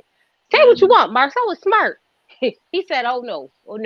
My mistress will never, ever, ever see me loving up on my wife on TV. You want to get your vows renewed? Hell nah, bitch. Can't help you. What? You want to do what? Yeah. You want to act like we in love? Absolutely not. We have sex. We ain't doing none of that. I'm depressed. Why am I depressed? You're my depression. You're my problem. Why? Because that's what I told my mistress. So she said, "What can I do? Because I don't want this to happen to you. So what can I do?" He need to listen more. I said, "That's how she been doing all the time. Listen more." How more can she listen? Like all that. And she said, "Well, people saying maybe it could be a spouse who's depressed." She said, "Oh, she said, I can't believe you would say that." I said, "Maybe it could be the spouse. You never know. It may be you that's causing him low stress because you did say he did get married when he was 4 months pregnant, so he basically married because he was pregnant. Girl, those are trap. Oh well." Feeling disconnected, she grew up poor. Oh, Maurice said that. I said, "Who said that?" Maurice said, "Oh, maybe he feels disconnected, and maybe because he said we grew up poor, so not through therapy. Maybe he said let's go therapy together." He said, "No, I ain't doing that with you either." I said, "Damn, say he not depressed." He said, "Bitch, I ain't doing with you either." Sure, you thought you were gonna be saying something? Mm-mm. Therapy is not my alley, so I'm not getting help with none of that. So Maurice and Truth, y'all sit down with that. No therapy here. So Martell and Melody meet up, right? Talk about the babysitters. She said, I only got 2 babysitters. He said, no, you got 3. She said, no, I got 2. And then he trying to put her in Canada and try to play her with the fact. I said, I know you trying to play her when she try to, now she schooled you on what her day. She said, this day I had this happen and I had my freaking brother watching. This day was a few hours and hours. I had this day, all this stuff, And he was trying to play it off. He said, this and that. He said, I know you trying to put her in Canada like you checking her. Boy, blah. And he was trying, and she said that. She said, "Yes, I know why you say." She said, "I want to be the first point of contact." I said, "The reason why you want her to be the first point of contact because you're gonna use that every time you can stash." Oh, because she's working, she can't take care of stuff, so she always go to me and watch the kids. I said, "No, you try to use that against you. You want to try to have ammunition, and she's not allowing you to have that." So she said, I ain't playing with your games with you. File a petition. File a petition. No, we ain't playing this. No, I'm not playing this game with you. If I'm with the kids and myself, I have the kids in my hand. And when the kids with you, you have the kids in your hand. When you have the kids, you couldn't have the baby in here because I was paying for this, that, all that stuff. Don't try to play me. Don't try to play me, boy. File a petition and left him in his hand playing dust. I said, oh, hey, Melody, you better play yourself. Not play yourself. You better play him. I feel about that. So I have a question. Mm-hmm. Do you feel like having your family watch your kids is a babysitter? No. Do you feel like that's the same as a babysitter? No. I don't. I feel like it's if the grandparents watch the kids, you know what I mean? Your siblings help you watch the kids. I don't see that as a babysitter as much as I do as, paying some stranger to watch your kid. That's the babysitter. Because I feel like your parents, I feel like your family knows the values. They know how you raise your kids. They know what you do and don't allow your kids to do, right? So it's not like they're getting away with nothing. It's not like you're just pawning them off, right? Yeah. So when he said that, I was like, so when you said that you left when y'all was on the vacations and she asked you where the kids was and you said the kids was with your mama, because she didn't say, oh, it's a babysitter, it don't count. Like that piece really, I couldn't quite understand. Like I couldn't quite follow his logic. But then again, it's Martell, so it's kind of hard to follow his logic most of the time. Yes. Outside of, with the exception of, he want child support because he broke. I mean, like he broke. Like they filed a joint bankruptcy, like before they got divorced. Like they filed for bankruptcy while they was going through divorce. They did all of that, but he filed his own bankruptcy again in February. So he broke. So the fact that he ain't got no credit, he ain't got no money, like he ain't got no job. So he want the kids, so he want child support. Just further, just clarifies the fact that, sir, you broke. Like, yes, he is. And Mel was clearly the brains in that marriage, right? So she was the brain. He was the brawn. He got the work done. I was like, sir, why aren't you focusing on getting your builder's license? Why don't you focus on that? You could have got the business license instead of speaking.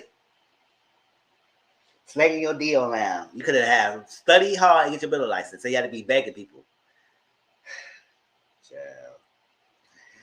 So Destiny and Teacher talk at the meetup.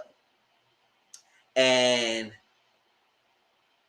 long story short, she's gonna start, listen, you say you being transparent, but you're not being transparent. We don't know nothing about you. She said, well, I was aboard Tiffany. So I said, oh. That my mom went first. I said, oh, what the hell are you trying to tell us, girl? But then she said, no, she was adopted, everything, and I guess she changed her name and stuff.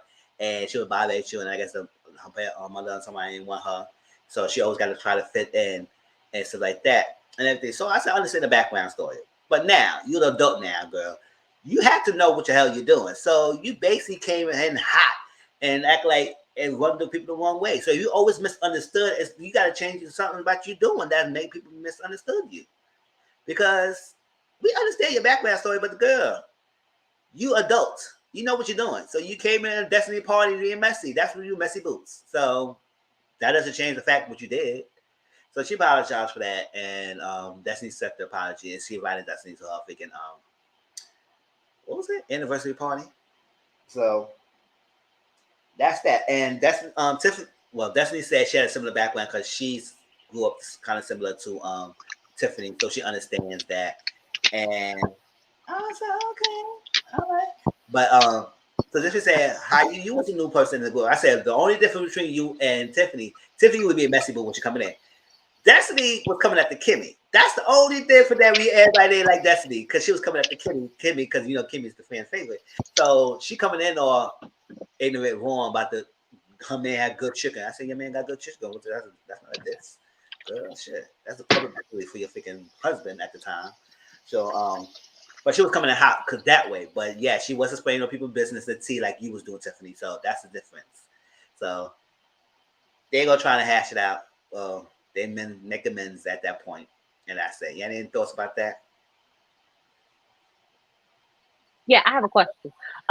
Remember when Destiny and LeBerick was talking and she was saying how she didn't want to change her last name because her father was like this, that was her only link to her father and he had no boys and all this and all of that. Mm-hmm. Yeah. So is it her real father? Is it her biological father? Is it her stepfather? Because it sounds like she was in foster care.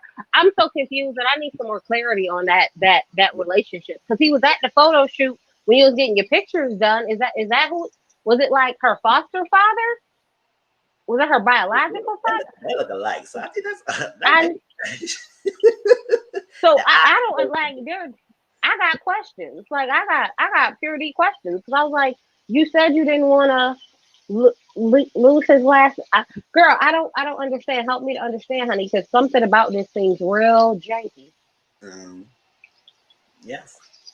With that, I was like, okay. So you know what this episode let me know that I don't know nothing about Destiny or Tiffany. Oh, Tiffany, yeah. I was like, I don't know nothing about either one of y'all. I was like, this is the most I've learned about either one of y'all this whole thing, and I was like, then, okay, so I got questions. But I appreciate that we're getting more out of them. I mean, we're getting more, besides Tiffany just being messy boots. Mm-hmm. Yeah, and we got a little bit background Destiny too, because Destiny really don't share much about her life either. So Destiny stopped sharing season 2, or 3. What season is this? It's 3. Okay, so she stopped yeah. sharing season 2. She came on, she shared season 2, and then she stopped. She was like, I'm done. I'm done sharing with you people. Oh, well, I like so Martell went to movies to get help.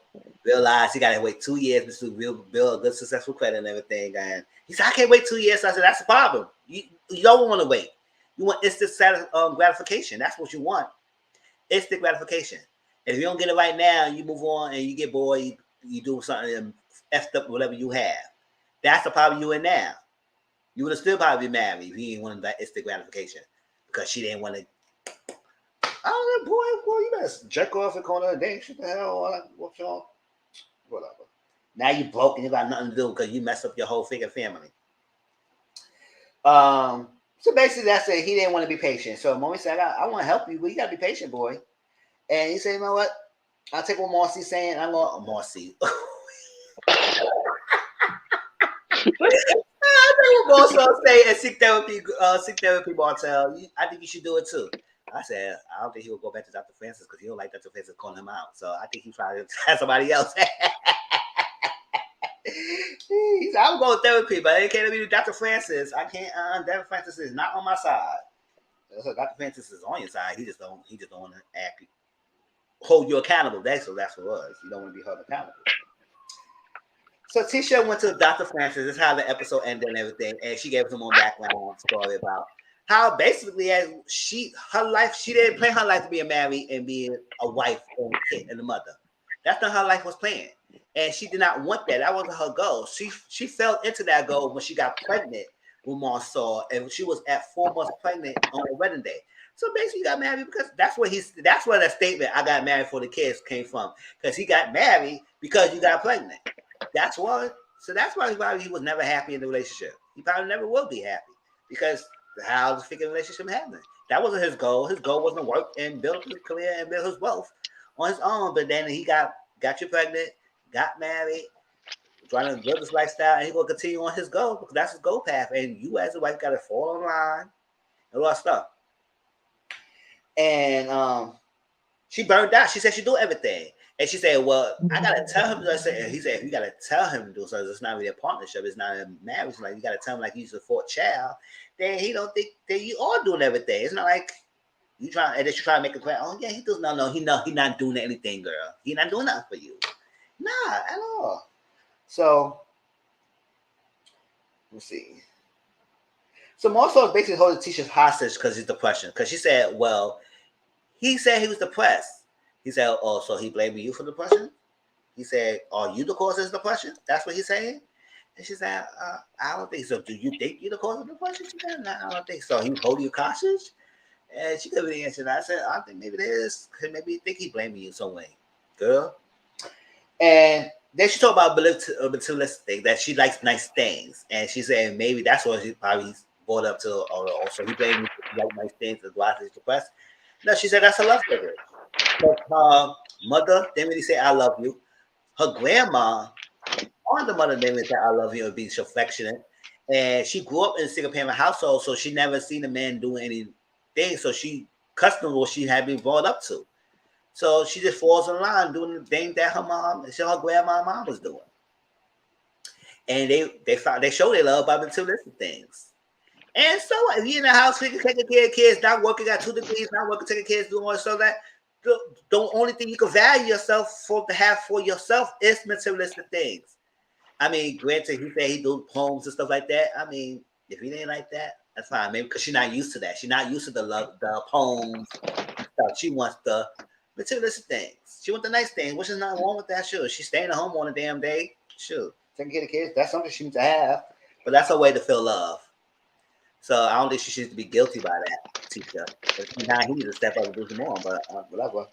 But she's disappointed at the refuse. I said, I'm glad you say it, because you can say, oh, I'm over it. I was over it. No, you wasn't over it. You were disappointed that he didn't acknowledge them in the vibe, or at least acknowledge your love for you. You was disappointed because she didn't take the step. So the last thing is, she said about the cheating, about the lying. She said, people lying about relationships like that. She said, okay, you defended him because you know people are lying. So what are you doing to prove the stuff that they are lying? And that's how the episode ended. I said, I want to know the answer too, girl, because you so hell bent that people are thinking he's lying, that he's never been cheating on you, or he don't have an outside baby and everything. You so defending him, and he basically defending you that much. So what proof do you have that you know they lying?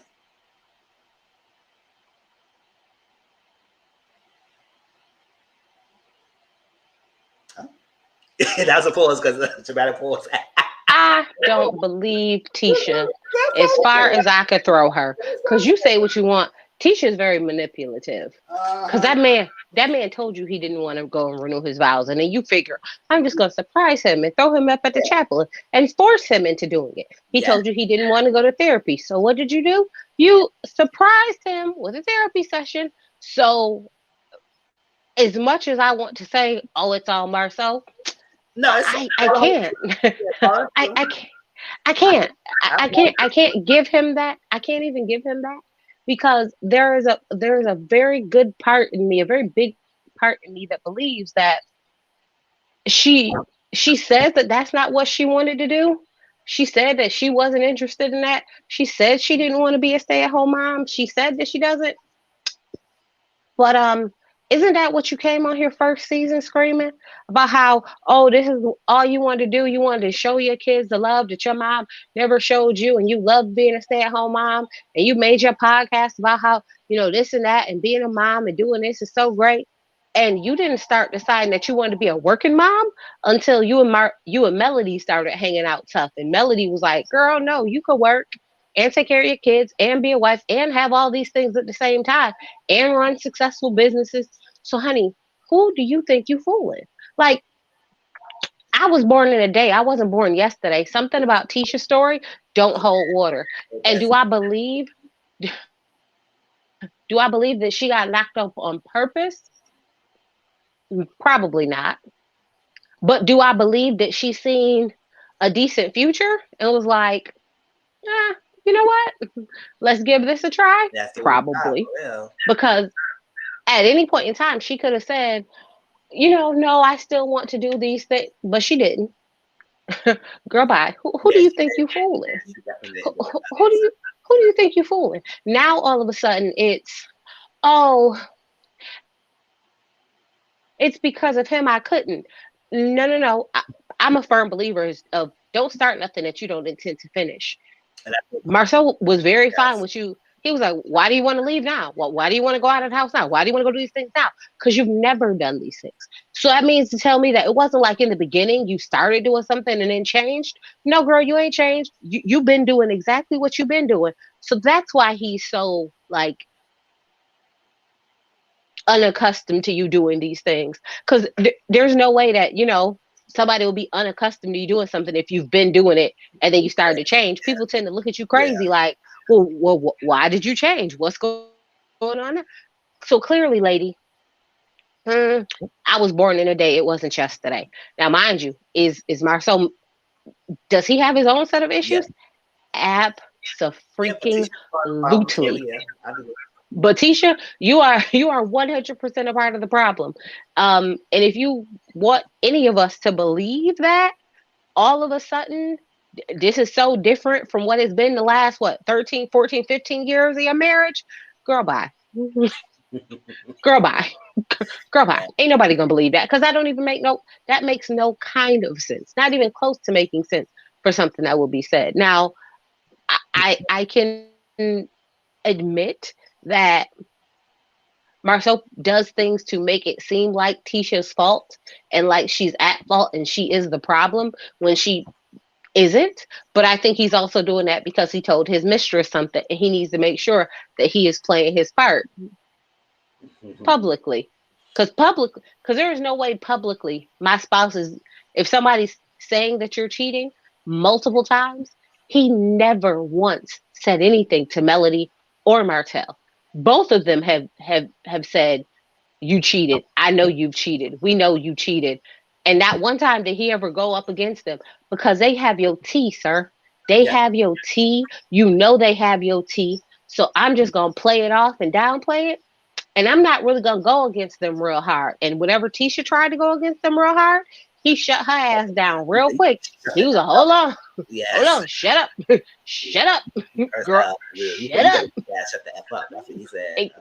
Exactly. Because why? They about to spray you with your true tea and you're not ready for it. You're not ready. So do I believe that? He's depressed. Maybe, maybe there's some depression there because I understand feeling overwhelmed and feeling overwhelmed is stressful, and being stressed for so long can cause someone to feel depressed. Yeah. So could it be some of that? Yeah, but that's also you're juggling a lot. You have a marriage, kids, you have businesses, and you have a whole mistress. You're juggling a lot, sir. Like it's a lot. It's a lot to keep all of those things afloat all at the same time. It's a lot. I'm not saying it's not. It's definitely a lot. But do I believe it's depression in the way he's saying it? I don't. I definitely believe it's something to get Tisha off my back. Yes. It's something to get Tisha off my back. because I told my mistress, you really want me? I don't really want you. I'm just here for the kids. So every time Tisha tries to do something, he makes it very clear. Nah, I don't want to do that. I'm not interested in that. Oh, she tries to sleep with him. He always seems less than interested. He's like, let's talk about work. Like, what? Remember that episode where she got all Oh sexy and stuff yes, and he was like, saw. "Oh, we're here on business. And We're I doing that." think it's He was like, "No, we're here on work." what's up with it? Because he told his mistress something. He is standing firm in what he believes. He said, "You ain't about to trip me up." Yeah. And you notice in the next episode, I don't know, he always throw the thing about the side baby. He said, "Oh, the side baby." She said, "Well, you gonna be dead." It's like that. He just shut. I was saying, you doing hits out here and stuff like that because you try to say what should gauge it. I said, I don't think Tisha's still about it, but still, you keep throwing that jab hits about the side baby. So we'll see. Not at all. But do you ever see how he never flat out denies it, right? He never And he did. never flat out acknowledges it. So that way, when it comes out, he could be like, "I never lied to you. I never lied to you. I never said I didn't have another child." Like who? I know what manipulation looks like, and that right there looks solely like Tisha about to be played like a fool. Mm-hmm. Well, that's a comment. She was on that happy with somebody's demise, and you act like she was perfect marriage. And you know, I'm not perfect all the time. You just playing on they was.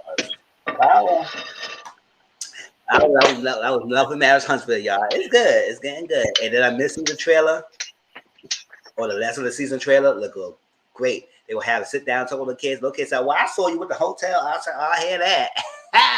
And all that stuff craziness. So it's gonna be some craziness going on. And Montez, they're gonna act a fool. Everything. Listen, So I want to see what's going on between Melody Mom and Wanda. oh yeah. That's what I want to see. I was true. I said, why you always in some business? What's going on? It's always so weird. And Melody Mom had told Tisha, like, "Don't touch it." I was like, "Ooh, Yeah, it's about to go down." yeah. It's like, what are you waiting for? Girl, your son is Martell. Sure. You don't even got a son. Your daughter is there. So it is just, unless there's something going on, teacher, why are you here in the business? But that was another Marriage Huntsville. That was my live, y'all. I had enjoyed myself. It was a great live. Appreciate all of y'all, your comments and everything about the Potomac looks and Beverly Hills and everything. I won't be doing anything tomorrow, but I know next week, Wednesday, Thursday, Friday, I'm getting home early. So probably next week, Wednesday, late now, around 9:30, like an hour or something, we talk about games people play and the new show Queens. And all kinds of people. I'll probably say all kinds of people for next week live. Everything. Next week, we're going to talk about part 2 of Beverly Hills. All kinds of people. The next episode. Probably marriage boot camp. And probably some social media topics. Because tonight, Auntie Momo, she seemed like she would have even though she said it was a light show, I don't think it's light. She got a lot of topics tonight. And we're going to talk about the Tiger DV case that she's having. We're going to talk about Lizzo. Recent thing with Lizzo. We're going to talk about that comment that, what's her name? Laverne Spencer thing. Mm-hmm. And some other things. So there's a couple other topics. 50 Cent, the Tierra Marie, that's court case, suing each other. She's suing him for, he's suing her for $50,000 or whatever money he deserved to owe. I was like, oh, child. Nicki Minaj defending Jesse Nelson from the former member of Little Mix, which I was like, wow, I did not know that happened. Well, I want to spend my opinions about that because I like that group. I enjoy that group. I enjoy their music. And I was like, what the hell happened? What happened? Like, but we'll see that. There's a lot we're gonna talk about tonight. Let me share the link. Hopefully this oh yeah, there she go. Let me share this. Oh, I like the background. I know she got the ex-girlfriend beat up face. That's really good. All right, here go the link for the live tonight. That's Auntie Momo's panel. I'm gonna be on it, normal fashion. We got like half an hour, 45 minutes to go eat and something like that. To eat, enjoy ourselves. So yeah, catch me next week, Wednesday. We're gonna talk about our Queens and Games People Play on a live. So I will promote it. I will put the link. I will do the StreamYard promotion so y'all will know that's gonna be coming. So put on your calendar, everything. I appreciate all of y'all. Stay tuned. Some of y'all will be at the panel. Thank you, Renee, CM, JW, Dominique, Auntie Mama over showing up. Love y'all always. Tracy as well. Her commentary. Love it. And I see y'all later. All right, let me play a little outro. And that's that. Let's see what else.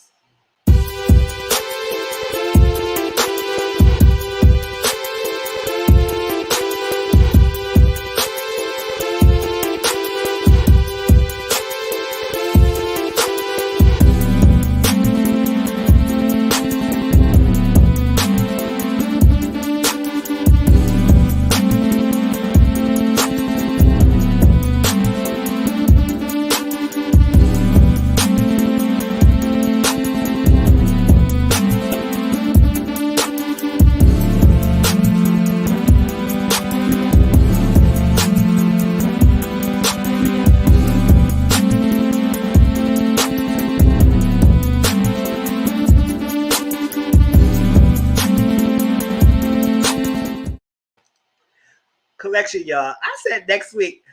Queens and Gay People Play coming out this Tuesday. I skipped the whole freaking week. No, I'm gonna do the live this Wednesday when I come home at 9:30. Not no freaking next week. That would be 2 episodes in, y'all. So it's this Wednesday.